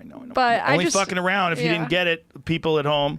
Yeah, I don't know. I think that we do. I think we're just realizing that we do have more power to influence how things go. Sure, we do. Yeah, we have more of a voice for sure than ever before. It's very interesting. I just want people, hopefully, to use their voice in like a positive way. I think that it's really easy to like attack people, regardless of whether it's political or not nowadays. With anything going on, it's so easy to be like a negative voice when I think you feel angry. You know, the anger that most people have is accentuated by the economic situation and the virus situation, right? So even if you were already like a angry person, you're going to be really angry now and frustrated, and there doesn't seem like a way out. I almost like the way people are way people are behaving today, with all the tension and all the infighting and all the chaos. It's almost like it's not even their fault. I really almost feel that way. I feel like most people are so unprepared for something this stressful, and anything that's really stressful like that gets you so out of your head. And when everybody's out of their head and no one can just calm down, it's not a good combination. It's not good for anybody. And the real problem is there's not a real clear antidote for it. Yeah. There's not a real clear path out of this. That's what makes me real nervous. That's why I know it sounds so miscongeniality, but I think like if people were just like nicer to each other. Yeah. It sounds so corny, but not all the time. It doesn't need to be like phony niceness, but rather than being like mean or negative or attacking, just don't say mean. I don't know. People have requirements, and one of the requirements is they have to be able to make a living. Yeah. You know, and as much as I think that universal basic income, like one of the things is this whole pandemic shit, it's shown us that it's not a bad idea to have a certain amount of money that you have allocated to everybody so that they could pay their bills and pay for food. It seems like we should have figured that out. And Andrew Yang was talking about this in terms of automation, but it's just as important or more important with this, with the pandemic. Because you don't have any choices. Everybody it's like if automation comes and takes your job, maybe you could figure out another job. Yeah. But if there's no fucking jobs because no one's allowed to work, then that's the best argument ever for universal basic income. You can't do anything. It's not your fault. Yeah. I feel like OnlyFans is like the new trading of furs. It's like, here's nudes. Can I make money? That is such a great joke. You shouldn't have said that on the podcast. You should save that one. Okay, I'm putting it in the bank. Yeah, we have to fucking delete that. No, keep it in. It's funny. It's very funny. People, it's very funny. I need any funny moments. Leave it the way it is, and then just expand upon it as a bit, because you're totally right. It is like the new trading of furs. Because I was thinking, I'm like, okay, well, if comedy's dead, and there's like, I can either sell chicken wings, but like, I don't know. There's only so many. I want to go back to trading, but there's only so much you can trade, and like the only thing I have is my feet. During times of great prosperity, being a hoe is a choice. Yeah. Right? But there's a lot of reluctant hoes. I'm a scared hoe. On the inside, I'm like, I'm a bad bitch. I listen to Meg Thee Stallion, Cardi B, Wet Ass Pussy's my anthem. And then like, I'll talk to a guy on a dating app and I'm like, do you want to go to the park? And like, I don't know. What do you want to do?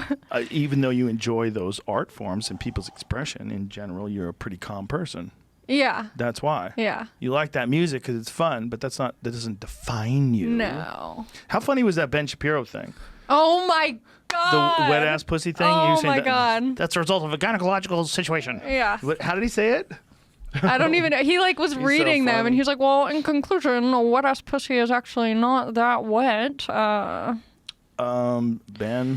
Benny. Stay in your lane. Benny boy.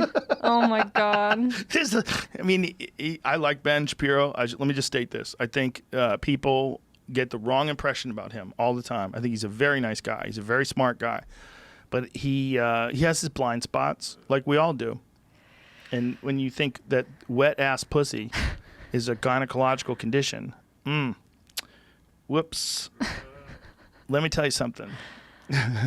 The mass humiliation of Ben Shapiro. I don't like him. He scares me. I like him as a human. I know him as a human being. And that's a Yeah. problem. Like, you see someone who does like performative work about politics, because Yeah. part of what he does is funny. Like, he has a mug that says leftist tears, you know, and when he serves you water, like when Ezra Klein from Vox was on his show, he drank out of a cup that said leftist tears. Yeah. And they were actually talking about it. Like, it Yeah. was like, don't you think this is, he's like, I think it's funny. Yeah.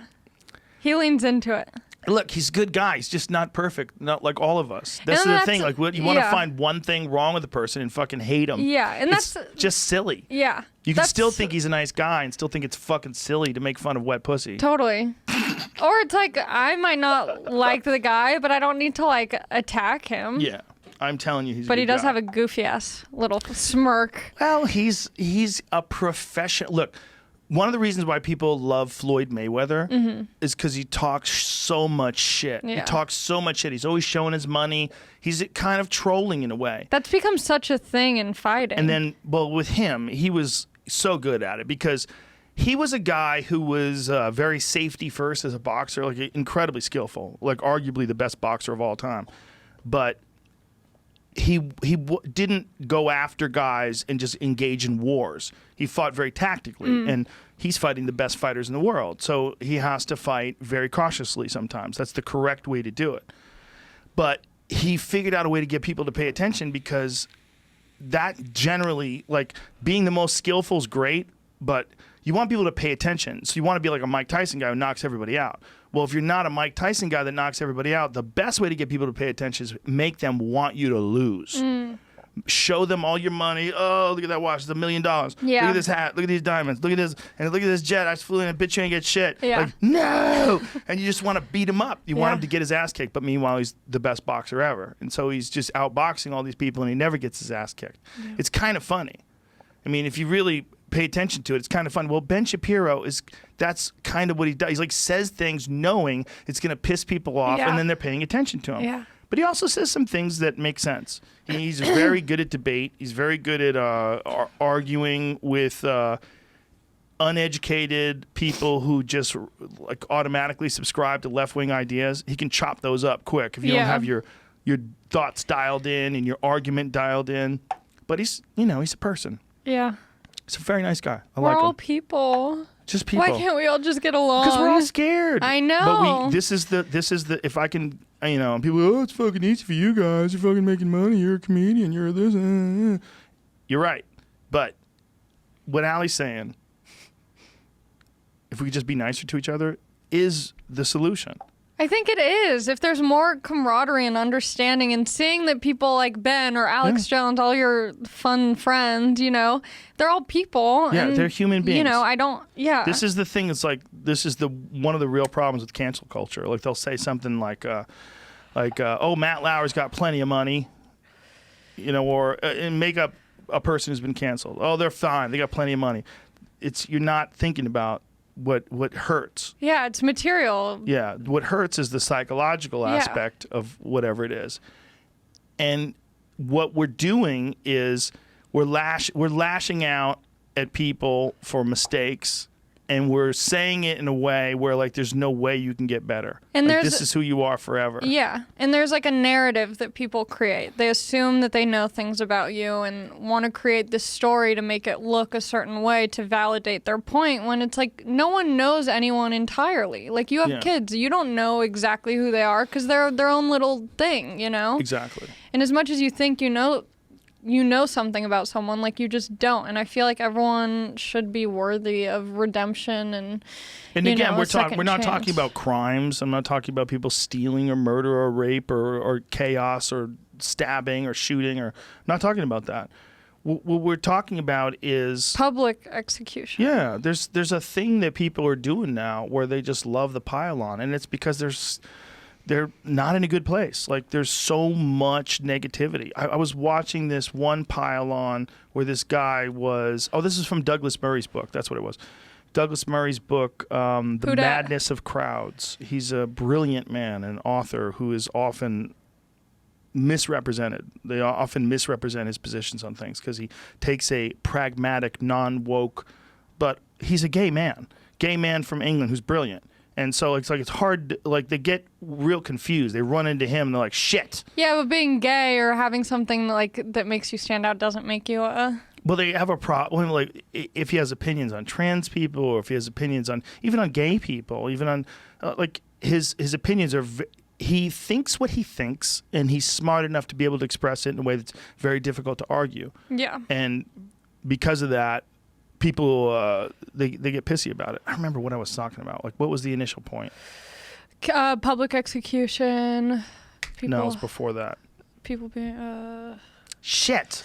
Fuck. I had a point. Did you take your What were alpha you brain? I didn't today. What were you talking about right before that, though?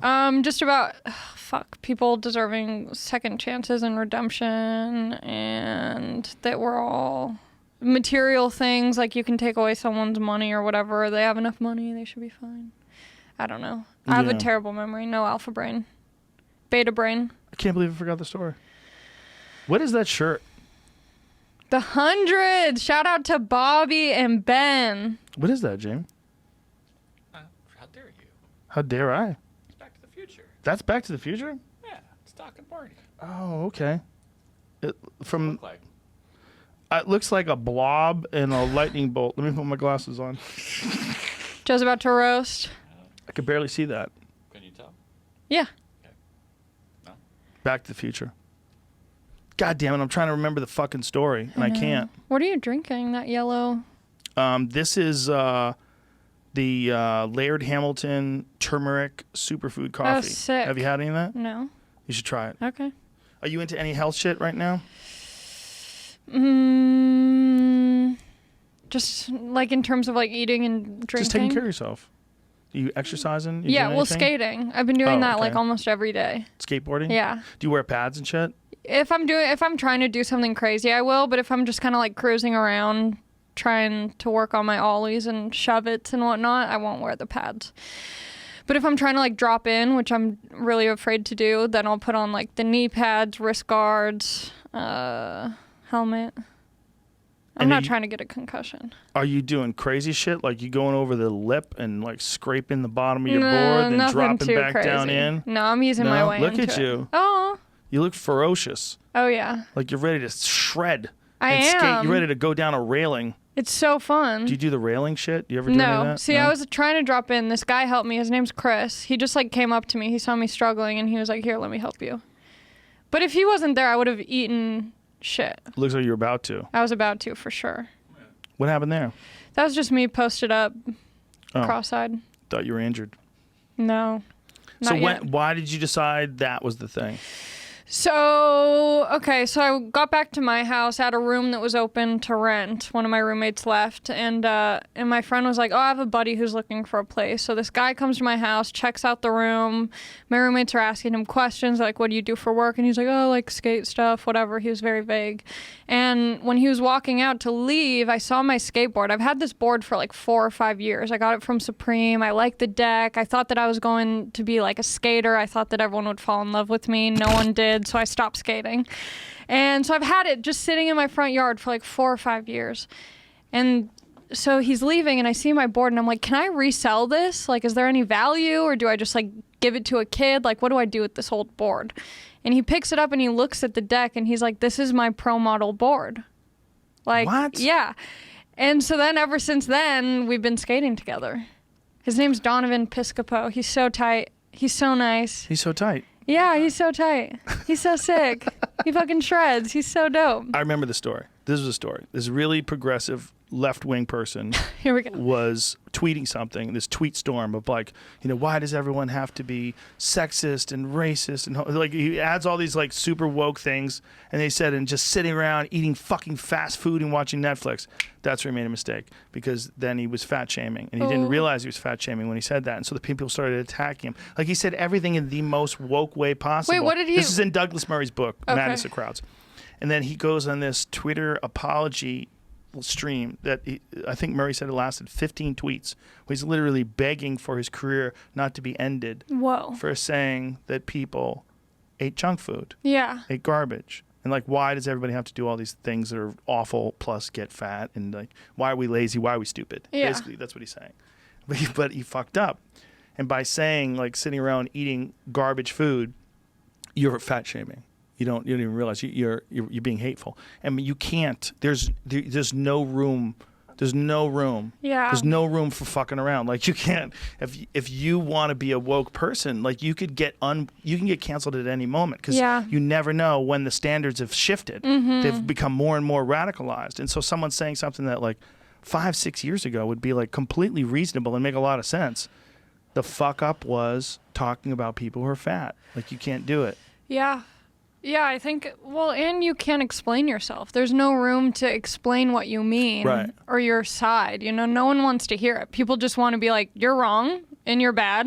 Let's tag you're it. It's a game. Yeah.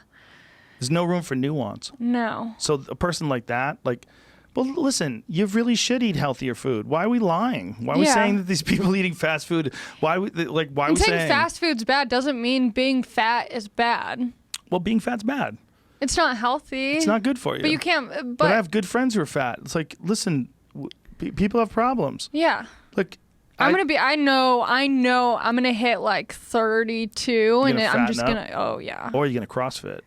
You might go either way. Maybe. But my point is, it doesn't mean that fat is good for you just because you love fat people. It's still bad for you. Like, if you talk to a doctor, like if you talk to a medical doctor, you're saying, yeah, it's bad for you. Yes. So it's not good. So, like, pretending it's okay, like you can be healthy and fat, is nonsense. But the thing is, like, if you say that, you're fat phobic, or you're fat shaming, or you're hurting people. But it's just a fact. Yeah. It doesn't mean you hate these people. Yeah. It just is what it is. Yeah. That's a problem. Whenever you can't say what it is, like, no one can handle it. We're just playing pretend. Right. So if a person says all these things you agree with, everyone's and then you find this perfect. one thing, instead of saying, Bob, I'm totally with you on all of that, but sometimes the people that are eating fast food are just poor. You're like, you're right. I should have switched that. And that should be the end of it. Yeah. Should we give a person, like, when you have an opinion, if you put out a tweet, like, one of the things I see people get attacked the most for is errant views in tweets.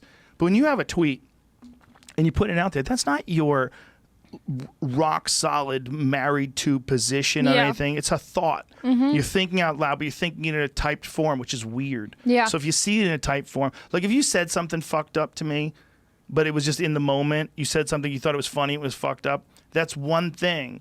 But if you write it down, that's a different thing. Totally. And it's a thing we don't really understand. Like, you see something written, like, I know what you said, but I'm going to decide that you meant it this way. Yeah. And you can change it and switch it around and move it. Or, and we were talking about this earlier, that you can even take a thing that would make sense if you said it, like how about suck it, bitch? Like, if you just say that out of nowhere, and then, but you write it down, it's like, what does that mean? Yeah. Where's that coming from? Like, in the moment, it was hilarious. But when you write it down and just print it somewhere, it's like, what is that? Because there's no tone. No context. Yeah. No context. Yeah. So, and we're pretending. This is what everybody's doing, canceling people for tweets and getting angry at people for things that they've said. You're canceling people based on you're trying to deny nuance. You're trying to deny that people shift and they grow and they learn. And that's the other thing. It's like, I feel like everyone, hopefully you're like trying to grow as a person and learn new things and have new ideas. And so it's like, if I said something in 2014, it's probably not how I feel about something now. Or I'm fucking digging my heels in. Yeah. Let me tell you why I believe it. Yeah. Yeah. But I think, and I've said this before too, but I think the real problem is we can't really read each other's minds. We rely on language. Yeah. I don't know what you're really thinking. Yeah. I don't know what you're really thinking. Yeah. You can pretend. You know, some people are slicker with their words. Some people are better at convince. Some people have their game down. Some people have manipulated enough people that they're, like salesmen and shit, or strippers. Like, people are just like really good at selling things. Yeah. They know what they're doing. I was learning sign language before COVID. I would go to like deaf meetups. There's like deaf meetups at Starbucks. Why were you doing that? My grandma was deaf, and I never took the time to like really learn sign language, which now that I think about it is kind of fucked up. That's like if your grandma spoke like Italian and only Italian, and you're like, I'm just going to speak English and hope you figure it out. I would love to see roast battle with sign language. Oh, that would be a lot of body movements, a lot of eyes big. That would be a great show. That's what Netflix should do. If they really want to be inclusive. Yeah. There's more deaf people probably than a lot of maligned people. Yeah. What is this? Oh, I love interpreters at concerts. That's such an important job. That's When we were at crazy. the Look at her amphitheater, dancing. when we were at the amphitheater in the Bay Area, there was an interpreter, and it made me so happy. Look how fast she's moving, though. She's Because killing they're it. rapping. Yeah. Who is fast song? Eminem's Rap God. Oh, wow. Jesus Christ. So Look at her good. go. Sign That's language is so crazy. fascinating to me. I love it. That's crazy. Look how fast she's moving. She's Yeah. TikToking. She's that Chinese Yeah. people. That's what it is. The Chinese government is tricking people into talking in sign language. I'm on ASL TikToking. TikTok, What does that mean? American Sign Language TikTok. So You there's people are? who, yeah, I love it. I love sign language. So you TikTok using actual words? I don't, but I watch people who are Oh. either deaf or interpreters, and they make videos in sign language. But you're learning how to TikTok and sign language at the same time? Well, I kind of stopped learning sign language during the pandemic. Oh. Is But it I one of those wanna- things that you have to stay up on? Like you have to sign with people? Like you have to Yeah, talk? it's like any language where it's Right. like if you want to get fluent in it, you want to be talking in it all the time. And I don't really have a lot of deaf friends around to speak to. But it was cool going to like those deaf meetups at Starbucks. That is cool. Yeah. I mean, it's an interest. How much do you really understand a person based on sign language? Do you feel like you're not fluent at it though, right? No, but I can sign decent enough. To have a conversation. Kind of, yeah. Kind but of. I would have to tell them like slow. But do you think that when you get to a point like that interpreter at the concert, you get that good at sign language, you could communicate as clearly? Yeah. But it's the same as any language where it's like I might be like, "What's up, y'all? It's lit," and you might be like, "Oh, I'm older. I don't understand what lit means." You I know what lit means is. I just But you thought it know- had already gone away. I'm bringing it back. Tight I'm was here what to threw me bring- off. When you're like, he's tight. Yeah. I'm like, is he? But it's like if you go to a different part, like if you go to a different state, sometimes the way that people speak, and maybe like in Texas, in certain rural parts, you wouldn't really understand certain things that they say or how Oh, they yeah, say for them. sure. So it's the same Yeah. with sign language. Like you can say doctor like this or like this. But if you're learning and you only know this way to say it, then if someone does that, you're like, what the fuck does that mean? One more So time. doctors touch your wrist to check your pulse like that. Yeah. Yeah. And there's a D, so a doctor. Oh, where's the D? D. Oh, wow. The letter. But when you go down and touch it, now it becomes So now it's just doctor on a your wrist, fucking- I guess. A P that fell over on Yeah. its back. Would anyone there be different, like not ASL? Because once I learned American Sign Language, I was like, wait a second. Your French Sign Language, Yeah. Spanish Sign Oh, Language, that's annoying. Canadian I Sign know. Language. Like, How much different is it? It's very I different. don't know. It's very different. So if Completely you went over different there and be language. like, you don't even know the language. Nope. Oh, you fucks. You had the one chance to make I know. universal language. I know. It's so fascinating. I'm like very interested in like the deaf community and sign language and all of that linguistics. I got super high once. I think it was in the tank. And when I came out, I had this idea that alien life, if it wanted to communicate with us, would come up with a way, a type of language that everyone could understand. Like a language that got right into your brain. A language that instead of you having to interpret what the sounds mean and turn them into words, it's some new kind of technology that allow, like as they're making this sound, as they're putting out the signal, it's going straight into you, and you automatically understand it. Yeah. Without knowing what they're saying, without having actual. Bob said you guys should come to the spaceship instead of seeing. You know what it means. Without having hearing sound, like you'll have to disassociate the idea of these sounds meaning these words. You'll just know what it means. Yeah. Oh, that movie. Yeah. Oh, that movie Arrival. was crazy. Well, didn't they do it like visually? Yeah, but Yeah. it was like time doesn't matter. Right. There's no sentence. It was all memes and like. Right. That And it was like they would spray black ink into the sky, right? What did they Right. do for language? Let me see what it looked like again. Yeah, there it goes. They spray black ink and it makes like weird patterns, and that's how they would communicate. Have you But seen? that makes sense. Yeah. Have you seen the trailer for Tenet? Is that what it's called?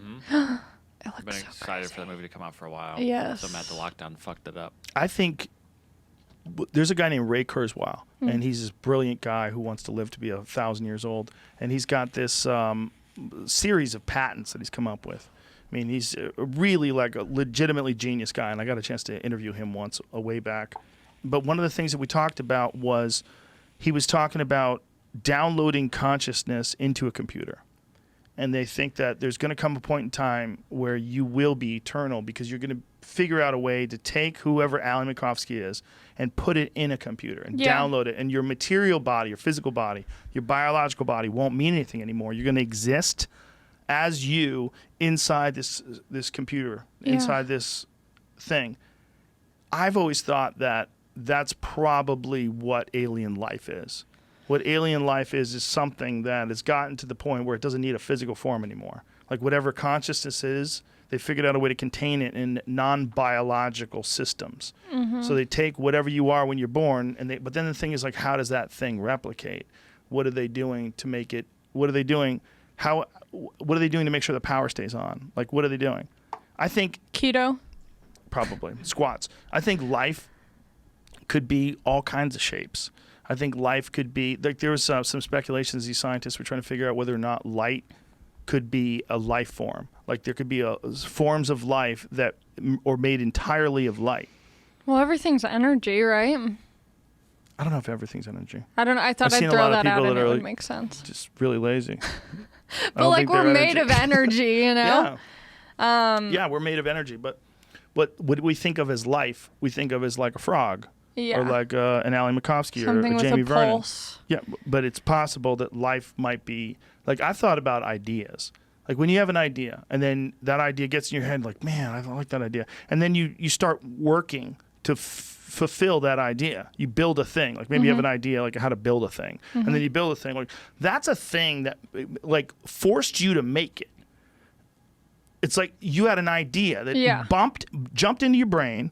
And then it's like, listen, bitch, you need to make a canoe, like a canoe. Yeah. How would I make a canoe? You take a log, you Yeah. fucking hollow out the side, and you roll around inside of it. Just go down the river. And then all of a sudden, this idea that pops into your head, and you start doing all the work. Now you have a physical thing that literally allowed itself to be born by getting this idea that invades your consciousness and tricks you into making things. Doesn't that make you think that everything's already kind of decided? Like, you know, you have free will and control, but to some extent, everything's kind of already, what's going to happen is going to happen. That's not necessarily true. I think you do have free will, but I think you also have determinism. I think this is something that people have argued successfully, where you really have to take a step back and go, okay, what do I think about who a person is right now? Like if I meet a person and I meet this woman and she's all fucked up and she lies a lot and she likes to do drugs and she doesn't know what she's doing with her life and she cries. Like, oh, get your shit together, bitch. Is that what you think? Like, what do you think when you meet a person like that? Do you take into consideration, like, oh, this is a person who is the granddaughter of alcoholics, and it all boiled down to genetics and terrible. So all of her systems that came online when she was 2 and 5 and 6, they all came online during alcoholic households. And people were physically abusive, and you're hiding in the corner of your bedroom, and it was all chaos and How do you know my life drinking story? when you're 12. Like, when you get to that 35-year-old person and they've gone through this insane pattern without any intervention, nothing switches, how much of their life are they really responsible for? Yeah. It's a real question. It's like, who are you? You are the combination of all the things that have ever happened to you, your genetics, all the weird shit that you inherit from your parents. Like you inherit a lot of ideas, they think, even from your parents. Not just like learn from them, but actually inherit these ideas. And then you do the best with what you got. Yeah. And some people's got is fucking terrible. Yeah. Do you think we're living in a simulation? I'm too dumb Same. to take that into consideration, but I think it seems legitimately weird. It seems like it changes too much. Like reality itself changes too much. Yeah. And things come up that seem like if there was going to be a simulation, this is how it would go down. Like I remember when I first started reading about simulation theory, it was right around the time where Anthony Weiner got busted for sending pictures of his dick. I'm like, what are the odds? Yeah. Like that seems like It's so on the nose. seems like somebody would so really. on the wiener. If your name was Weiner, you'd avoid showing people your hog. Yeah. I'm like, this is You'd a terrible. castrate yourself. No more wiener. But if we're going to come up with one someday, obviously not you and me, but someone really smart is going to come up with a simulation, it's going to eventually get good enough where you can't tell that you're in a simulation. That's what's fucked up. That's what's fucked up. What's fucked up is if it isn't here, it's coming. Yeah.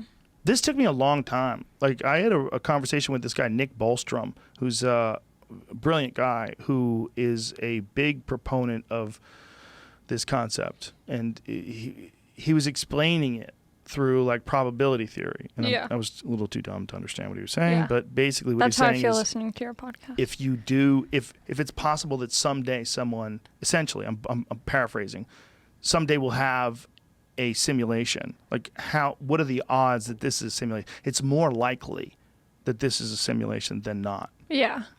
You just got to pray that whoever's doing the simulation is looking out for you. The other possibility is that we know the simulation's coming.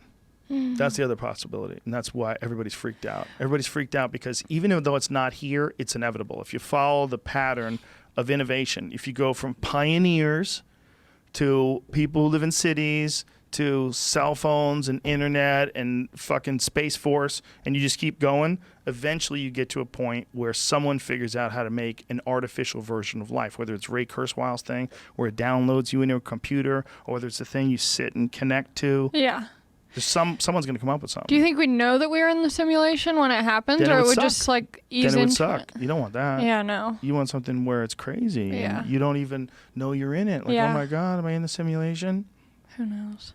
That's the best simulation. The best simulation is you have no idea. Oh, You're- yeah. You're locked completely into it. So that's where our problem lies. We don't know if that's actually going on right now.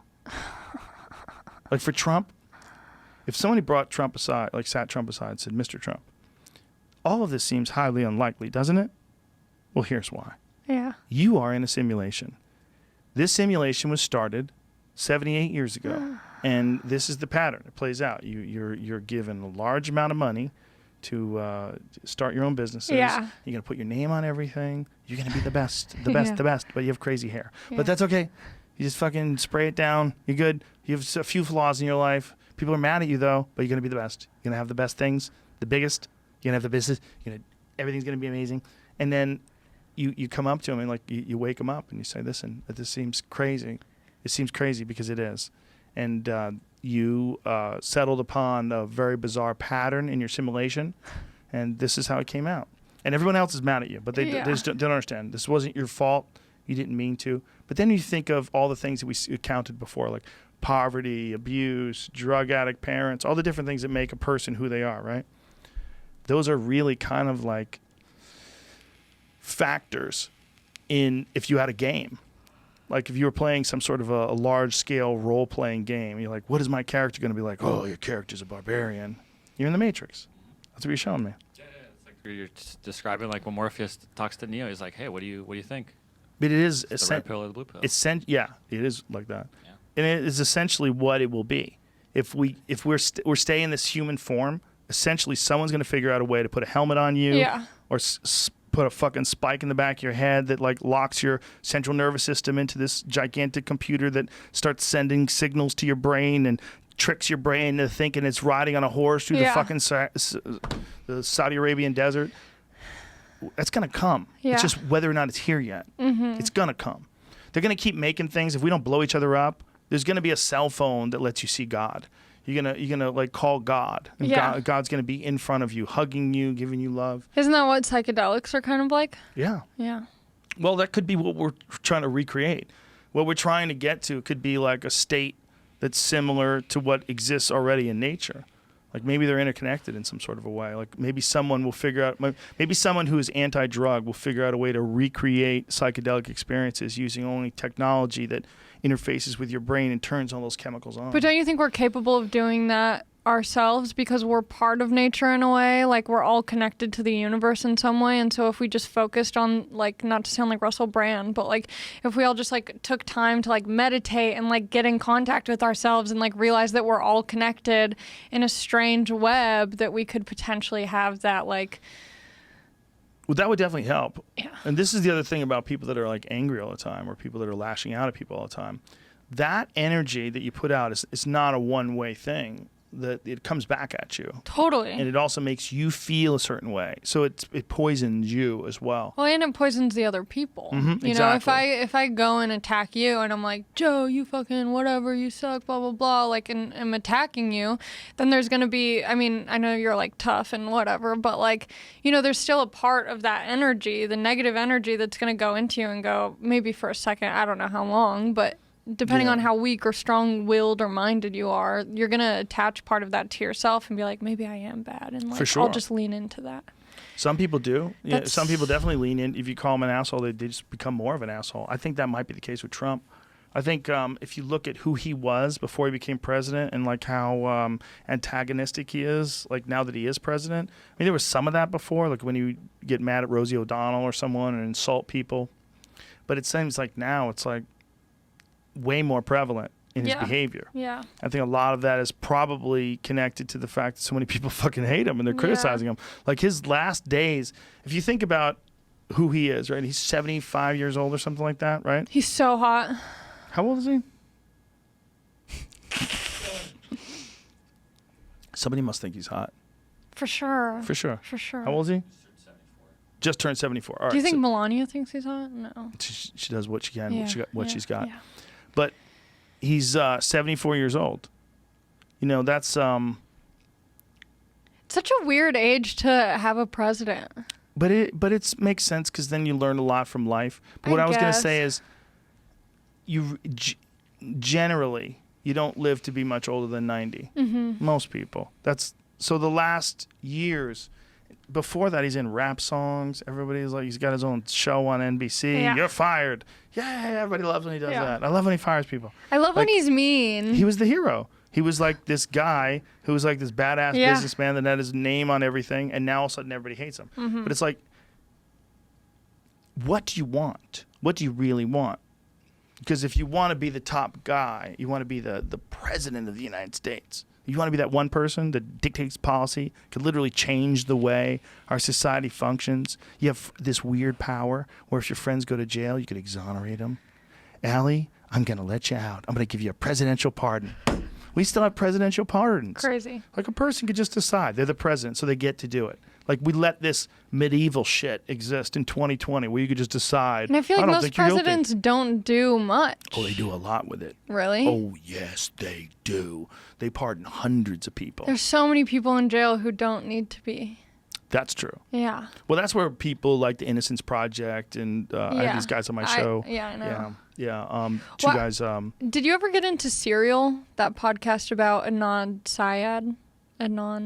What is that? Serial. It was like a super popular podcast about this girl who was murdered and they put her boyfriend in jail. But the story, it's like the podcast is them going into the story and all the details and it's just interesting hearing about. He was innocent? I don't know. That's up to the audience to decide. Yeah, that's again. But he was 17. So I don't know. Part of me wants to be, I'm very naive and young and somewhat dumb for the most part.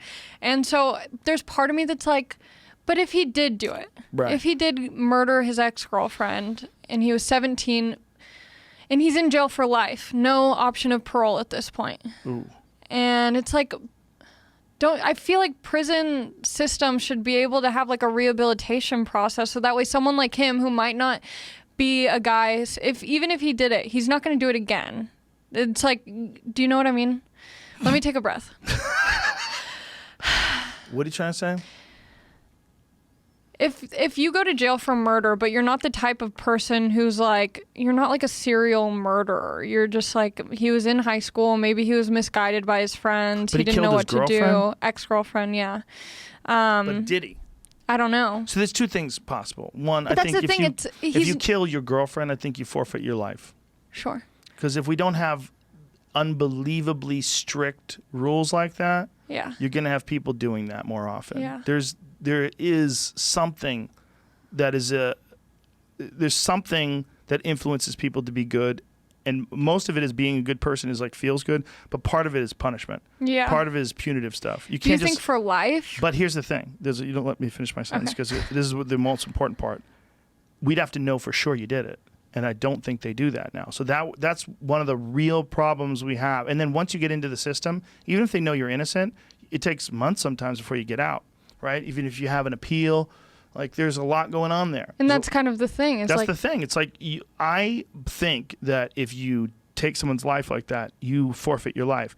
But how do I know you did it? Exactly. How do I absolutely know you did it? Because I definitely know that people are in jail for shit they didn't do. Yeah. And until you have a completely just, non-biased justice system that isn't pressured by different attorneys or different prosecuting attorneys or governors or anybody, you just have this like magical fucking super intelligent group of humans that know exactly the right choice and how to punish someone. Mm-hmm.